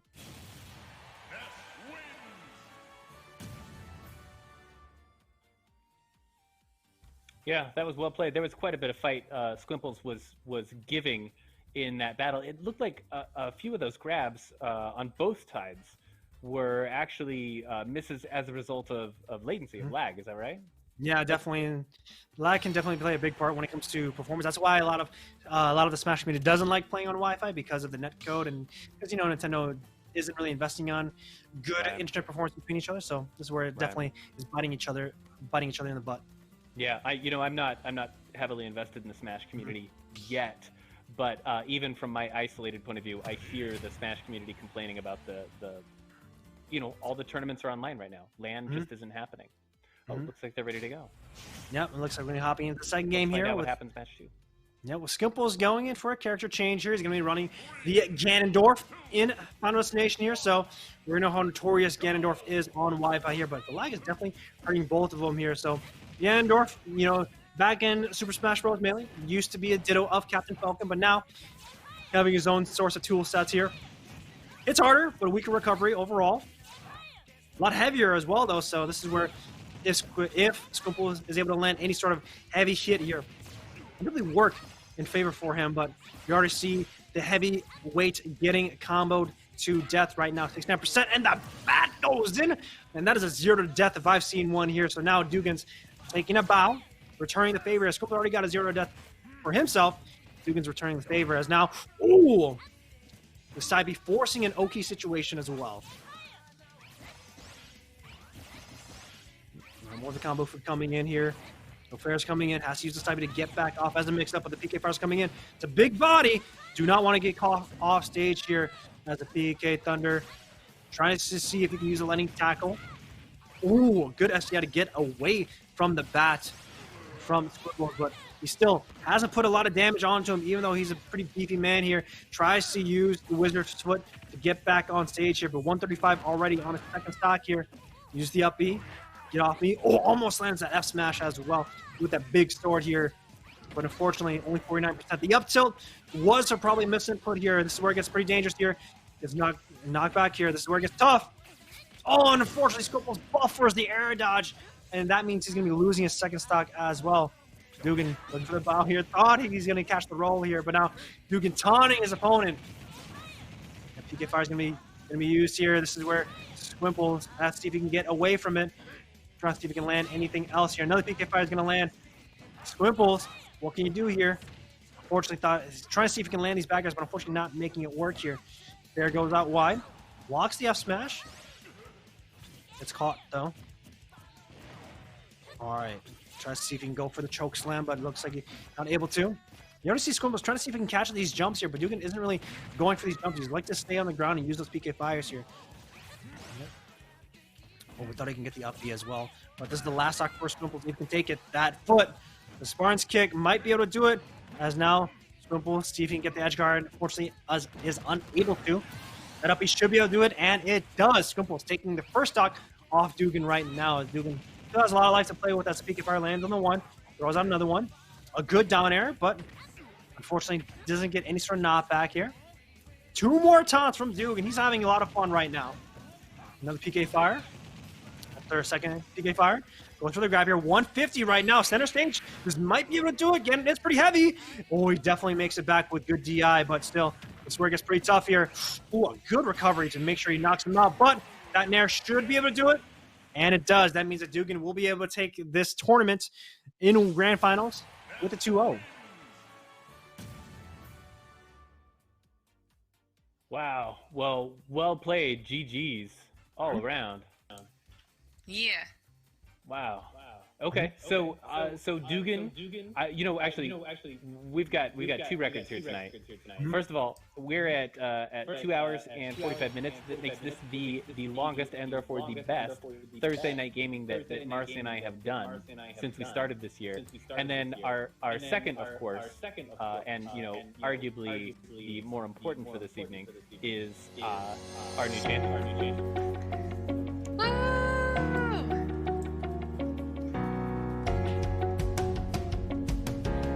There is music playing. Everybody in the stream can hear it. But it is epic and meaningful, and if you need to cry, now is the time. Congratulations, Dugan, our new Smash Ultimate Champion. Well played. Standing up against several people. Well done, well done. And thank you actually to everybody who came out tonight. We had full stack of 8 people again tonight, and thanks everybody for putting up with some of the latency and some of the technical glitches and some of the things that just don't happen in a LAN setting, which is really it's where Smash is meant to be played, side by side, right next to. Excuse me, I'm getting choked up here. Right next to the people, just really being enmeshed in that community. So to get back to something I was saying earlier, that's one of the things I'm really looking forward to this fall at Grace Harbor. I'm not sure if we're going to be on campus when fall starts, but we are actively recruiting for our Smash team. We're looking to fill 5 to 7 seats of Smash players. So if you want to be in the presence of other people who really, really care about Smash and they want to get better at Smash, and you want to have access to those resources, the screens that I was talking about, the regular tournaments, there's a number of leagues that we're going to be involved in.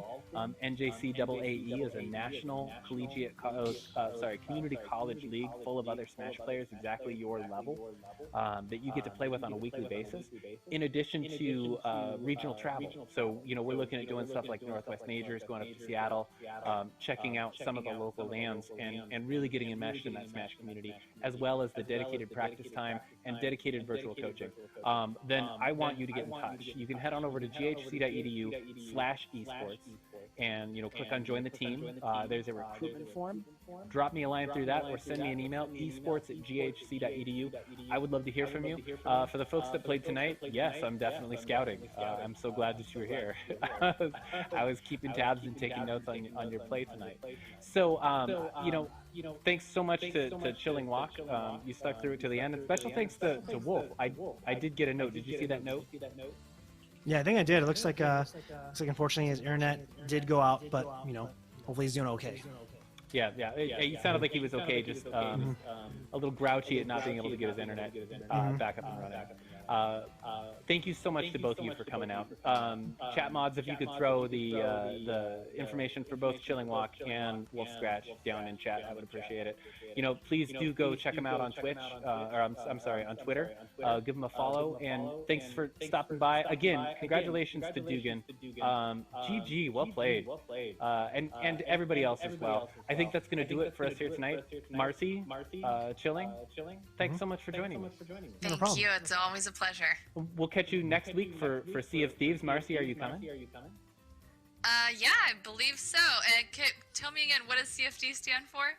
No, it's Sea of Thieves, SEA. It's a pirate game. Sea of Thieves. Okay. So this is more of the community casual game.